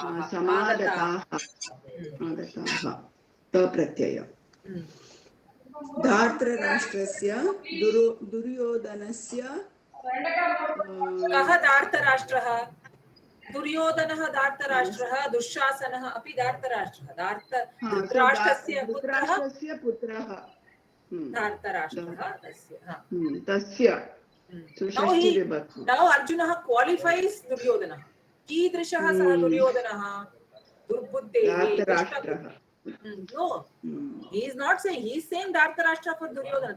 तथा च सः तदपि वदति दुर्बुद्धेः. दुर्बुद्धेः. यस्य बुद्धेः सः भ्रष्टबुद्धिः अस्ति, दुष्टबुद्धिः. दुष्टबुद्धिः. दुर्बुद्धेः यस्य दुष्टबुद्धिः अस्ति तस्य दुर्योधनस्य युद्धे युद्धि युद्ध शब्द नपुंसकलिंग युद्धे सप्तमी विभक्ति एकवचन. प्रिय चिकीर्षवः ये योधाः दुर्योधनस्य हितम् इच्छन्ति. एकनिमिषं. योधाः इति मया अत्र लिखितं. योद्धा इति लिखितं चेत् तत् प्रथमा विभक्ति एकवचनं, किन्तु तस्य प्रथमा विभक्ति बहुवचनं योद्धारः. योद्धा योद्धारौ योद्धारः. अत्र तु योधः योधौ योधाः इति रूपद्वयम्. So you can say योधाः or योद्धारः. You can use it interchangeably. ये योधाः दुर्योधनस्य हितम् इच्छन्ति ते प्रियचिकीर्षवः. अत्र तु इच्छार्थे सन्, तत्र सन् प्रत्ययः अस्ति. अहं न लिखामि कारणं भवन्तः अग्रे कोविदस्तरे एव ज्ञास्यन्ति. किन्तु चिकीर्षवः ये युद्धं कर्तुम् इच्छन्ति तद् चिकीर्षवः. कर्तुं ये इच्छन्ति ते चिकीर्षवः. तस्य प्रथमा विभक्ति अस्ति. It is like गुरुः गुरु गुरवः. So चिकीर्षुः यः कर्तुम् इच्छन्ति सः इच्छति सः चिकीर्षुः. चिकीर्षु चिकीर्षवः इति रूपत्रयम्. तर्हि प्रियं कर्तुम् इच्छन्ति प्रियचिकीर्षवः. भोक्तुम् इच्छन्ति. भवन्तः श्रुतवन्तः खलु बुभुक्षा. सो भोक्तुम् इच्छा. यस्य बुभुक्षा अस्ति सः बुभुक्षुः. युद्धं कर्तुम् इच्छन्ति युयुत्सुः युयुत्सवः. धर्मक्षेत्रे कुरुक्षेत्रे समवेता युयुत्सवः भवन्तः पठितवन्तः खलु. तर्हि युयुत्सवः युद्धं कर्तुम् इच्छन्ति युयुत्सवः. युयुत्सु युयुत्सुः युयुत्सु युयुत्सवः. सेम् प्रत्यय अत्रापि सन् प्रत्यय इच्छार्थे इति भवति. कस्यापि इच्छा अस्ति चेत् कर्तुम् इच्छा चिकीर्षा. यः इच्छति सः चिकीर्षुः इति भवति. सो बुभुक्षा युयुत्सु पिपासा तदपि एतदेव प्रत्ययः. पिपासा मम पिपासा अस्ति. पातुम् इच्छा. I want to drink something. अतः अहं पिपासुः अस्मि. पिपासुः पिपासु पिपासवः. तादृशमेव एतदपि पदं चिकीर्षुः चिकीर्षु चिकीर्षवः. ये प्रियं कर्तुम् इच्छन्ति ते प्रियचिकीर्षवः. यः प्रियम् इत्युक्ते हितं. who are well wishers. प्रियं कर्तुम् इच्छन्ति ते प्रियचिकीर्षवः. यः इच्छति सः प्रियचिकीर्षुः. ये इच्छन्ति ते प्रियचिकीर्षवः. अग्रे वाक्यविश्लेषणं. क्रियापदम् इदानीम् अवेक्षे अध्याहारं सन्ति अस्ति. प्रथमा विभक्ति अहं ये एते समागताः अनि प्रियचिकीर्षवः. द्वितीया विभक्ति योत्स्यमानान्. षष्ठी विभक्ति दुर्बुद्धे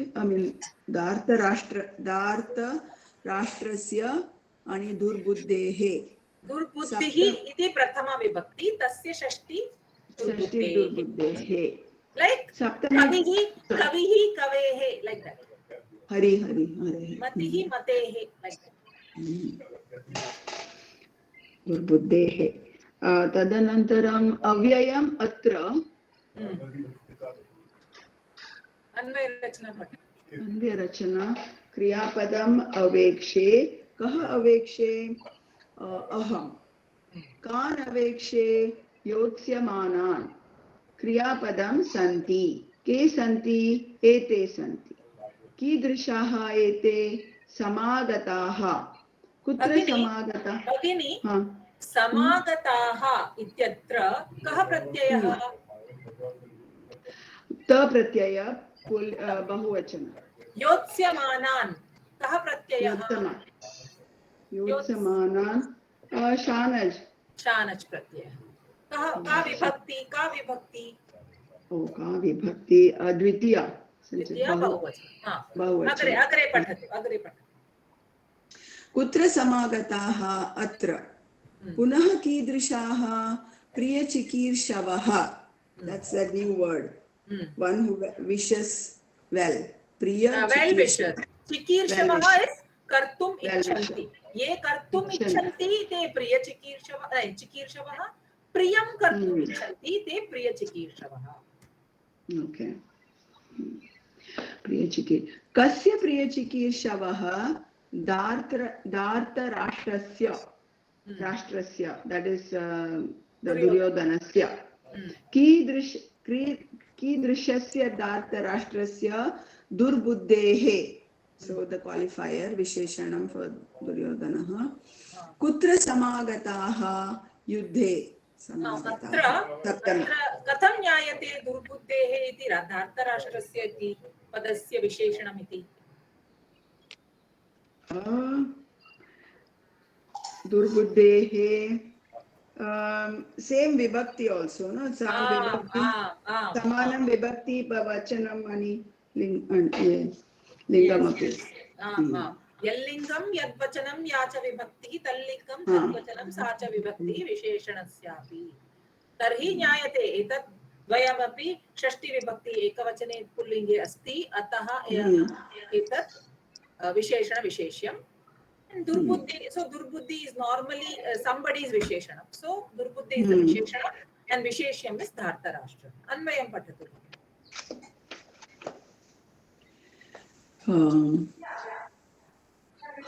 अन्वयः. दुर्बुद्धेः दार्तराष्ट्रस्य युद्धे प्रियचिकीर्षवः ये ते अत्र समागताः सन्ति तान् योत्स्यमानान् अहम् अवेक्षे. सन्ति तान् इति मया अत्र पोष्टे स्थापितं, कारणं तत्र अध्याहारः अस्ति. तान्, I mean, I just to make out, तान् योत्स्यमानान् अहम् अवेक्षे. So दुर्बुद्धेः धार्तराष्ट्रस्य, so the विशेषणं comes before the विशेष्यं. युद्धे इति सप्तमी विभक्त्याम् अस्ति, अतः तदपि प्रथमं स्थापनीयम्.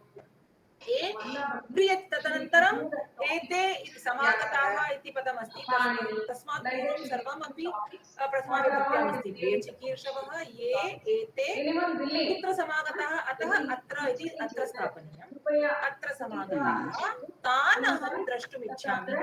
अत्र अपि योत्स्यमानान् इति पदं before the क्रियापदम् आगच्छति. You can also use aham tan yotsamanan avekshe. So you can place the vidya vibhakti bahuvachanam exactly before the kriya. So tarhi aham tan yotsamanan avekshe ityaphi lekhitum shaknoti. अग्रे. तात्पर्य. अर्जुनः श्रीकृष्णं वदति ये योद्धाः अत्र युद्धक्षेत्रे एकत्रिताः सन्ति तथा च युद्धं करिष्यमाणः भवन्ति तान् अहं द्रष्टुम् इच्छामि. ये दुष्टबुद्धेः दुर्योधनस्य हितम् इच्छन्ति तादृशान् योद्धान् अहम् अवलोकयितुम् इच्छामि. तादृशान् योद्धान्. So those type of योद्धान्. What type of योद्धारः? दुर्योधनस्य हितम् इच्छन्ति. तस्य कृते किं पदं प्रयुक्तं श्लोके? श्लोके अस्ति प्रियचिकीर्षवः.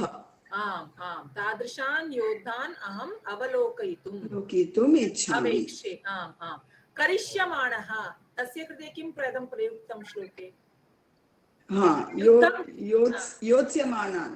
So that is why karishya is actually kridhatu atmanepadi. That is why karishyamanaha. No chet kridhatu tu kshatru pratyay bhavati kalu. Kintu atra maya kim likhitam karishyamanaha. Because करिष्ये करिष्ये इति आगच्छति खलु आत्मनेपदी अस्ति चेत् तर्हि करिष्ये प्लस शानच् प्रत्यय करिष्यमाणः यं करिष्यमाणः योत्स्यमानान् अहं द्रष्टुम् इच्छामि ये अत्र समागताः सन्ति अत्र एकत्रिताः युद्धं कर्तुम् इच्छया अत्र ते आगताः सन्ति तान् योद्धान् अहं द्रष्टुम् इच्छामि ये कीदृशाः योद्धारः सन्ति ये अस्य दुर्योधनस्य दुष्टबुद्धिः यस्य अस्ति तादृशस्य दुर्योधनस्य हितम् इच्छन्ति अहं तान् अवलोकयितुं द्रष्टुम् इच्छामि. So one should try to use paryaya padani when you write the Tatparyam. Yeah, use paryaya padani so that you will come to know you more and more vocabulary words you can add to your vocabulary, and that is how your Sanskritam will improve. Bhagini, Karishyamanaha is also the shanach to a bhavishyat pada, right? Yes, absolutely. Kridhatu atmanepadi. That is why I have added shanach. If it is kridhatu parasmai, it will be shatru. Actually, it is already 12:30, but since I have only 3 classes left, I have to finish the last shloka also today. Te gantum ichanti, te gantum shaknuvanti, kintu aham atra purnam kritva eva kakshyam sthagayami. Chalati va? Astu tari. Kaha patati? I want a male voice now. I don't want a female voice. Kaha patati? I will read. Krishnananda Mahoday. Patatu bhavan. Aham vadami, bhavan anuvadatu. Anvayarachana 18. Eva mukto rishikesho. Eva mukto rishikesho. Gudakeshena Bharata. Gudakeshena Bharata. Senayorubhayor madhye. Senayorubhayor madhye. Sthapayitva rathottamam. Stapayitva rathottamam. Now they have added one more line to this. Uvacha partha pashyaitan. Uvacha partha pashyaitan. Samavetan kurun iti. Samavetan kuruniti. Patatu bhavan purnataya. Eva mukto hrishikesho. Gudakeshena Bharata. Senayorubhayor madhye. Sthapayitva rathottamam. Uvacha partha pashyaitan. Samavetan kuruniti. Eva mukto rishikesho. Gudakeshena Bharata. Senayorubhayor madhye. Stapayitva rathottamam. Uvacha partha pashyaitan. Samavetan kuruniti. Padavibhagah. Evam uktah rishikeshah gudakeshena bharata senayoho ubayoho madhye stapayitva ratottamam uvacha partha pashya etan samavetan kurun iti. Atra sandhihi vadatu bhavan. Bhavan eva vadatu. Slide. Aham anantaram darshayami. Bhavan vadatu. Sandhi evam ukto evam uktah. Astu. Visargasya. एवं उक्तः ऋषिकेशो ऋषिकेशः एवं उक्तः विसर्गसन्धि अस्ति ऋषिकेशः गुडाकेशेन विसर्गसन्धि अस्ति गुडाकेशेन भारत सेनयोः उभयोः मध्ये सेनयोः उभयोः विसर्गसन्धि रेफा आगमन उभयोर्मध्ये विसर्गसन्धि रेफा आगच्छति। स्थापयित्वा रथ उत्तमं गुणसन्धि। तत्र तु एकमेव पदम् अस्ति किन्तु तस्य अन्तः अस्ति रथ उत्तमम् इति। उत्तमम्। रथः उत्तमं। रथ प्लस् उत्तमं रथोत्तमं। रथोत्तमं। तत्र सन्धिः कः? रथ प्लस् उत्तमं रथोत्तमं। रथ अधिकम् उत्तमं गुणसन्धि। उत्तमम्। अग्रे। उवाच पार्थः पश्येतान्, अत्र विसर्गसन्धि अस्ति। उवाच पार्थः पश्येतान् समवेतान् कुरु। अत्र सन्धिः नास्ति, पार्थः नास्ति, पार्थ एव। अत्र सम्बोधनप्रथम अस्ति खलु, अतः पार्थ एव। आमामाम्। उवाच पार्थ पश्येतान् समवेतान् कुरून् इति। अत्र सन्धिः नास्ति वा? पश्येतान्, पश्य एतान् वृद्धिसन्धि। वृद्धिसन्धि अत्र अस्ति वा कुरून् इति? कुरून् इति अत्र सन्धिः अस्ति वा? कुरून् इति यन् सन्धि? नो, सन्धि नास्ति, अत्र सन्धिः नास्ति, केवलं संहिता अस्ति। न प्लस् नि इति अभवत्, अतः अत्र सन्धिः नास्ति। उत्तमं। नास्ति। अग्रे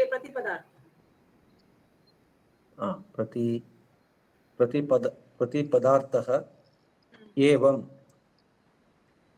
इत्थम् in this way अव्ययम् एतादृशम् in this way एतादृशम् इत्थम् all same एतादृशम् इत्थम् in this way अव्ययम् उक्तः उदितः having been spoken to. Now uditah, from where did I get uditah?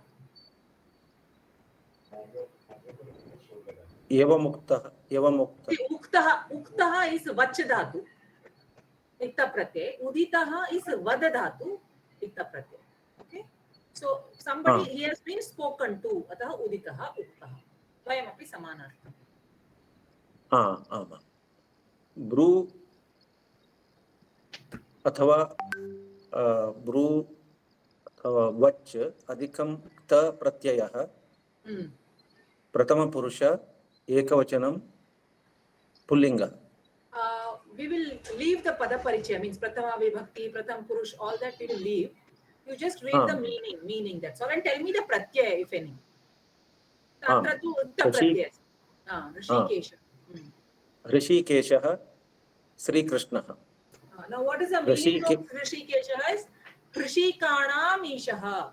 So one who has control over his senses tu Jitendriyaha api asti, किन्तु अत्र तु ईशः एव, he is the lord of the senses, अतः तदेव सम्यक्. सः तु तस्य तु ऋषिकाणाम् उपरि तस्य कंट्रोल अस्ति, किन्तु सः ईशः एव, तस्य भगवान् अस्ति, he is the lord of the senses. अतः ऋषिकाणां, ऋषिका इत्युक्ते ऋषिकाणि इत्युक्ते इन्द्रियाणि.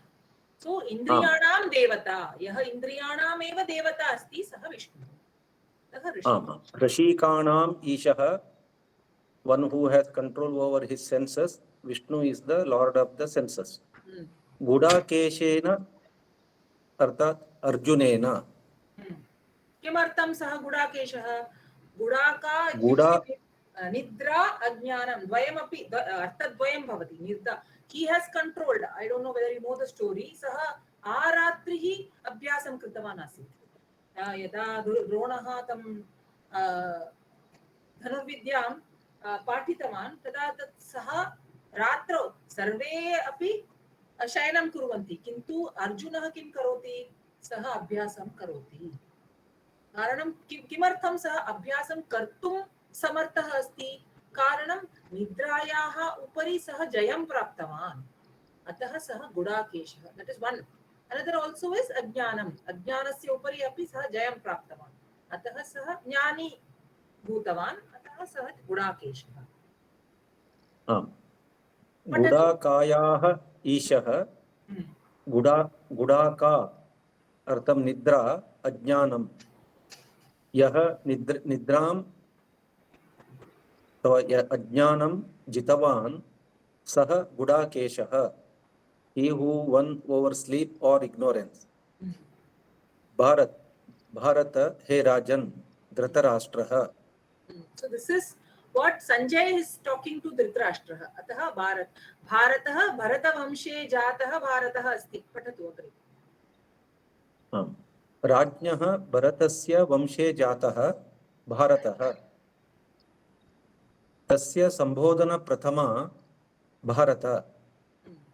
संजयः धृतराष्ट्रं वदति. सः वदति हे राजन् इति हे भारत.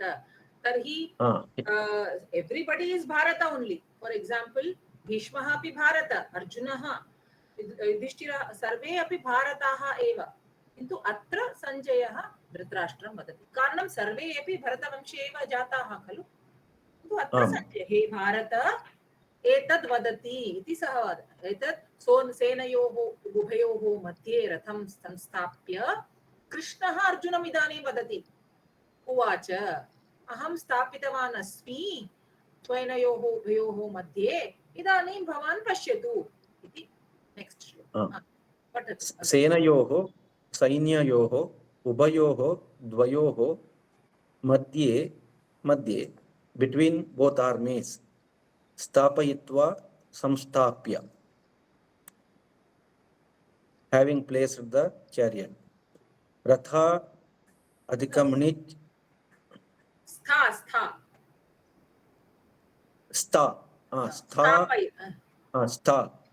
क्षम्यतां स्था अधिकं निच अधिकं त्वा प्रत्ययः. So this is how you got sthapayitva. Sthapayati. Stha, and when you have nich, it becomes sthapayati. Like pat patayati, that is also nich pratyay. Stha sthapayati, kru karayati. When you make others do. So atra tu is sthapayati iti agachati plus twa pratyayah. It is an avyayam. Sthapayitva twa pratyay avyayam krudanta avyayam iti vadamah kalu. Tadeva. अव्ययम् रथोत्तमम् उत्तमं स्यन्दनं. स्यन्दनम् इत्युक्ते रथः अस्ति. चैरियट्. Best of chariots रथेषु उत्तमः. रथ plus उत्तमम्. अत्र सन्धिः कः? रथोत्तमम् इत्यत्र रथोत्तमं गुणसन्धि. उवाच इत्युक्ते उक्तवान्. ब्रू अथवा वच् धातुः लिट् लकारः. लिट् लकार इस् परोक्ष भूतकाल दर्शयति. अतः लिट् लकार. पुरातन कथायां वा ग्रन्थे वा भवति, ग्रन्थेषु भवति लिट् लकारस्य प्रयोगः. अत्र तु भगवद्गीतायां तु बहुत्र दृश्यते लिट् लकारः. कर्तरि लिट् लकारः परस्मैपदम्. उवाच ऊचतुः ऊचुः इति तस्य प्रथम पुरुष एकवचनं द्विवचनं बहुवचनं. तत्र उवाच इति एकवचने अस्ति. कारणं श्रीकृष्णः उवाच अत्र एकवचने. These are the different, you can see from अन्तर्जाले द्रष्टुं शक्नुवन्ति. उवाच ऊचतुः ऊचुः इति रूपाणि भवन्ति तस्य. पार्थ हे अर्जुन पश्य ईक्ष लोट् लकारः. त्वं पश्य इति वदति. पश्य लोट् लकारः. तू पश्य मध्यम पुरुष. एतान् ये योधाः सन्ति तान् समवेतान् आगतान्. those who have assembled. अत्रापि एतदपि वक्तुं शक्नुमः.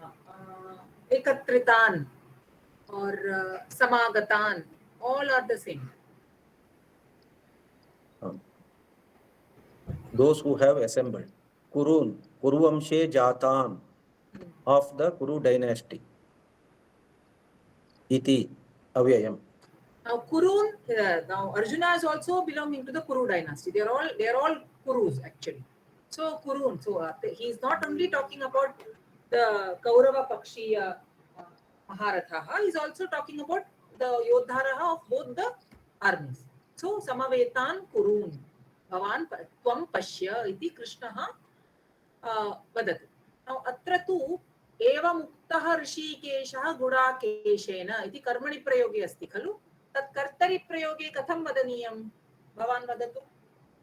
एवमुक्तः ऋषिकेशः गुडाकेशेन, तर्हि कर्तरि प्रयोगे कथं वदनीयम्? एवं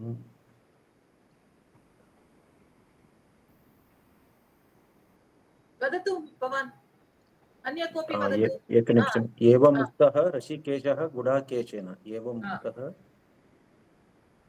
ऋषिकेशः गुडाकेशम् एवम् उक्तवान्। उत्तमम्, उक्तवान्। का उक्तवती, का उक्तवती? कोमला रघुनाथ। उत्तमं भगिनी, कोमला भगिनी। थैंक यू भगिनी। सो ऋषिकेशः गुडाकेशम् एवम् उक्तवान्। नो नो नो नो, गुडाकेशः ऋषिकेशम् उक्तवान् खलु। गुडाकेशः कर्ता अस्ति। गुडाकेशेन, गुडाकेशेन तृतीया ऋषिकेशम् एवम् उक्तवान्। आम्, गुडाकेशेन कर्मणि प्रयोगे कर्तुः तृतीया अस्ति खलु, तर्हि वयं तत् प्रथमायां परिवर्तनं करणीयम् अस्माभिः, तर्हि गुडाकेशः भवति। कर्मपदम् अस्ति ऋषिकेश, अतः कर्मपदस्य प्रथमा विभक्ति भवति कर्मणि प्रयोगे, तत् द्वितीयायाम् अस्माभिः परिवर्तनं करणीयं। गुडाकेशः ऋषिकेशम् उक्तवान्। उक्तः प्रत्ययः अस्ति, तर्हि तवतु प्रत्यये तस्य परिवर्तनम् अस्माभिः करणीयम्। वाक्यविश्लेषणम् अन्य कोऽपि पठतु, वाक्यविश्लेषणं शीघ्रं शीघ्रं पठतु। अन्य कोऽपि पठति वा? कोमला भगिनी पठतु। धन्यवादः। धन्यवादः। वाक्यविश्लेषणं क्रियापदम् उवाच पश्य, प्रथमा विभक्तिः उक्तः ऋषिकेशः, द्वितीया विभक्तिः एतान् समवेतान् कुरून् रथोत्तमम्, तृतीया विभक्तिः गुडाकेशेन, षष्ठी विभक्तिः सेनयोः उभयोः, संबोधना प्रथमा भारत पार्थ, अव्ययम् एवं मध्ये स्थापयित्वा इति। अन्वयरचना। भारत हे राजन् धृतराष्ट्रः। किमर्थं तत्र मया स्थापितं भारत इति? भारत मीन्स् भरतवंशस्थः। करेक्ट्, किन्तु अन्वयरचनायां सम्बोधनप्रथमा यदस्ति तद् अन्वयरचनायां न आगच्छति, तत् पृथक् स्थापनीयम् अस्माभिः, अतः भारत इति पृथक् स्थापितम्। Okay, no question for that, no Bhagini? There is no question for that. आम्, ओके ओके। उवाच, कः उवाच ऋषिकेशः, कथं भूतः ऋषिकेशः, उक्तः, कथम् उक्तः, एवं, केन उक्तः, गुडाकेशेन, किं कृत्वा उक्तः, स्थापयित्वा, कं स्थापयित्वा, रथोत्तमं, कुत्र स्थापयित्वा, मध्ये, कयोः मध्ये, सेनयोः, कीदृशयोः सेनयोः, उभयोः, किम् उवाच, हे पार्थ, पश्य इति उवाच। Now I have made a mistake here. Which is the mistake? Sambodhan should not be there. Hey Partha. Kim uvacha. No. That is no. Kim uvacha he Partha, he said. So that I have to say no. Here I have made a mistake in Rupam. कारणम् अत्र सेना इति स्त्रीलिङ्गपदम् अस्ति, अतः कीदृश्योः सेनयोः इति भवितव्यम्। I have written कीदृशयोः। Okay okay. सेना पुल्लिङ्गे नास्ति खलु, सो कीदृशयोः इति अशुद्धम्। कीदृशी इति पदस्य सप्तमी कीदृश्योः, नद्योः इव। सो कीदृश्योः सेनयोः उभयोः, सेना इति स्त्रीलिङ्गपदम् अस्ति। Okay. Pashya he Partha. That one is for. Okay, next. What did he say? Krishna kim uktavan? Kim uvacha iti asmabhi vaktavayam. As I told you, There is a sentence within a vakyasya मध्ये इतोपि एकं वाक्यम् अस्ति. अतः तस्य कृते अपि प्रश्नः भवेत् and प्रश्नः किम् इति भवेत्. गत श्लोके अपि आसीत् खलु किम् इति तर्हि कैः सह योद्धव्यं तादृशमेव अत्रापि किम् उवाच हे पार्थ पश्य इति उवाच. ओके पश्य हे पार्थ कः पश्य त्वम् अद्याहारः श्लोके नास्ति खलु अतः कान् पश्य कुरून् कीदृशान् कुरून् एतान् पुनः कीदृशान् कुरून् समवेतान्. अत्र एतान् इति कीदृशं विशेषणं कुरून् कुरून् not कस्य विशेषणं what type of विशेषणं सर्वनामिका sarvanamika and samavetan. I can ask one more question for instead of कीदृशान् अन्य अपि प्रश्नः भवितुम् अर्हति. किम् अस्ति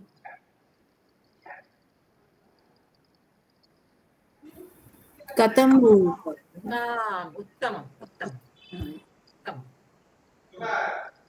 अत्र अन्वयरचनायां सन्देहः वर्तते वा?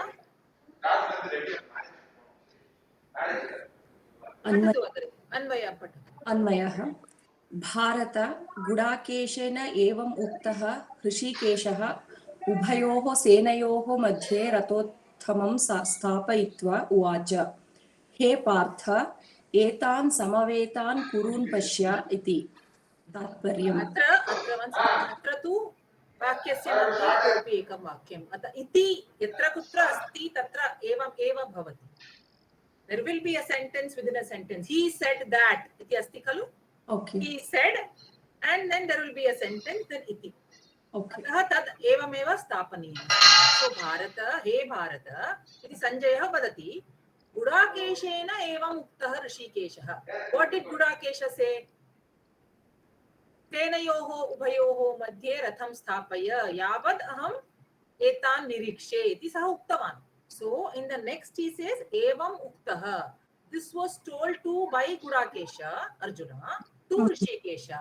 So evam uktah. He was told by Arjuna yat ubhayoho senayoho madhye sthapaya. So then after that he acted on. Saha kim kritavan? Saha ubhayoho senayoho madhye rathottamam sthapitavan. Tadanantaram saha uvacha uktavan he Partha. Now look at the Samavetan kurun pashya iti uktavan. Agre patatu तात्पर्यम् यदा गुडाकेशः अर्जुनः श्रीकृष्णम् उक्तवान् it's continuous. There is no full stop. I don't know where to stop. No, wait. Yada Gudakeshah Arjunah. This is the sleep, one who has conquered sleep. Tadrishah Arjunah. Shri Krishnam uktavan yat dvayoho se. That way you read. Okay. यदा गुडाकेशः अर्जुनः श्रीकृष्णम् उक्तवान् यद्वयोः सेनयोः मध्ये रथं स्थापय यावत् अहं सर्वान् योद्धृन् द्रष्टुम् इच्छामि. तदा एवं कथितः कृष्णः रथं स्थापयित्वा अर्जुनम् उद्दिश्य अवदत् हे पार्थ अहमत्र रथश्रेष्ठं स्थापितवान् अस्मि. तावत् त्वं सर्वान् योधान् ये कौरवसेनायां सन्ति तान् सम्यक् अवलोकय इति. Yada Gudakeshah Arjunah, first he gave the instruction. Yavat paryantam aham etan yodhrun. Yodhrun iti dvitiya vibhakti bahuvachanam. Tari yodhaha na bhavati. Yodhan iti bhavati. Yodhan drashtum ichchami. Tavat paryantam bhavan atra eva ratham sthapaya. Anyatra ma gaccha. Agre ma gaccha. Tavat paryantam bhavan atra sthapaya. Tada evam kathitaha Krishnaha. Uktaha, kathitaha, uditaha, tadrishah Krishnaha. He was told this by Arjuna. Tada saha kim kritavan? He followed the instructions. Saha ratham sthapayitva. Saha senayoho ubhayoho madhye ratham sthapitavan. Tada tatha Arjunam uktavan. Uddishya uktavan. Avadat. He Partha, अहम् अत्र रथश्रेष्ठं रथोत्तमम् इति पदस्य पर्यायपदं रथोत्तमं रथश्रेष्ठम् इदानीम् अहम् अत्र स्थापितवान् अस्मि as I have done as you instructed तावत् त्वं then till then you keep on looking at all those सर्वान् योधान् भवान् पश्य अत्र कौरवसेनायां ये सन्ति तान् सम्यक् अवलोकय पश्य इति वदति that's all there is nothing much in this shloka कापि शङ्का अस्ति वा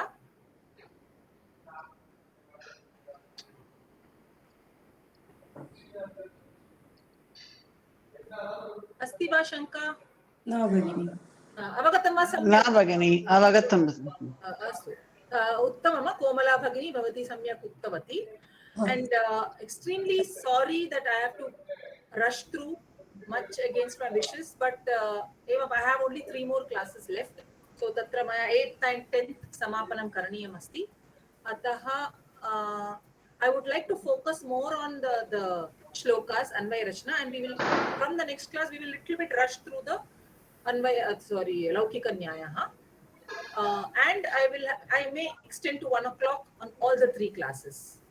I have no choice. You can take extra, like we'll come back. Yes. Extra lecture you can take. Extra lecture. Actually, what is it? You know, this Manjari Bhagini has to start the Kavya Katha and everything, no?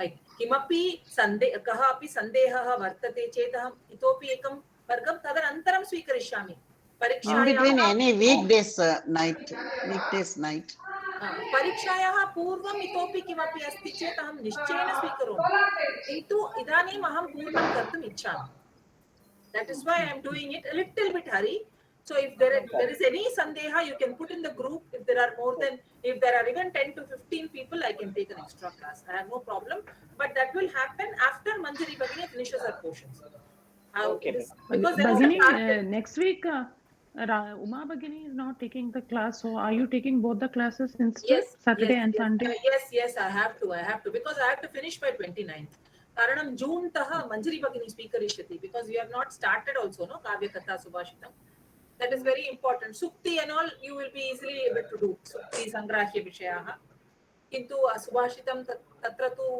अस्ति क्लेशः काव्य कथा अपि अस्ति तत्र बहवः सन्धयः अपि सन्ति अतः तत् करणीयं भवति खलु अतः she wants from June 1st so I have to finish I have just 3 more classes left 8th 9th 10th I will be finishing and then I am actually during the weekday I'm okay but others will not be okay no during weekday you want weekend the weekdays we are okay in the night okay it's okay so if there are people night in the okay night okay अस्ति चेत् अग्रे अपि अहं कर्तुं शक्ष्यामि किन्तु भवन्तः गणे स्थापयन्तु यत् वयम् इतोपि एकम् इच्छामि एकः वर्गः इच्छामि तत् सर्वं भवन्तः गणे स्थापयन्तु we want one more thing तर्हि अहम् एक्स्ट्रा वर्गं स्वीकरिष्यामि but the main portions will be the main portions we will finish in 8th 9th 10th in the next 3 classes and इतोपि सन्देहः वर्तते चेत् then रात्रौ वयं स्वीकुर्मः I have no problem Yes, we would like to have some 2 classes for doubt clearing after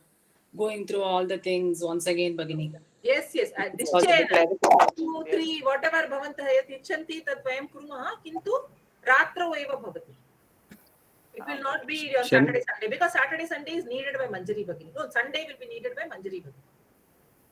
And then it will be during the week nights. Okay? Tad vayam anantaram nishchayam kurmah. But idanim let me finish the 3 lessons that is left. And then I have no problem in covering those whatever doubts are there during the other classes. Thank you. Thank you very much. धन्यवादः शान्तिमन्त्रेण अहं समापनं करोमि धन्यवादः सर्वे भवन्तु सुखिनः सर्वे सन्तु निरामयाः सर्वे भद्राणि पश्यन्तु मा कश्चित् दुःखभाग् भवेत् ॐ शान्ति शान्ति शान्तिः अस्तु धन्यवादः पुनर्मिलामः धन्यवादः भगिनी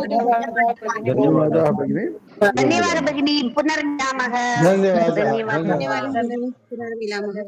धन्यवादः पुनर्मिलामः धन्यवादः भगिनी धन्यवादः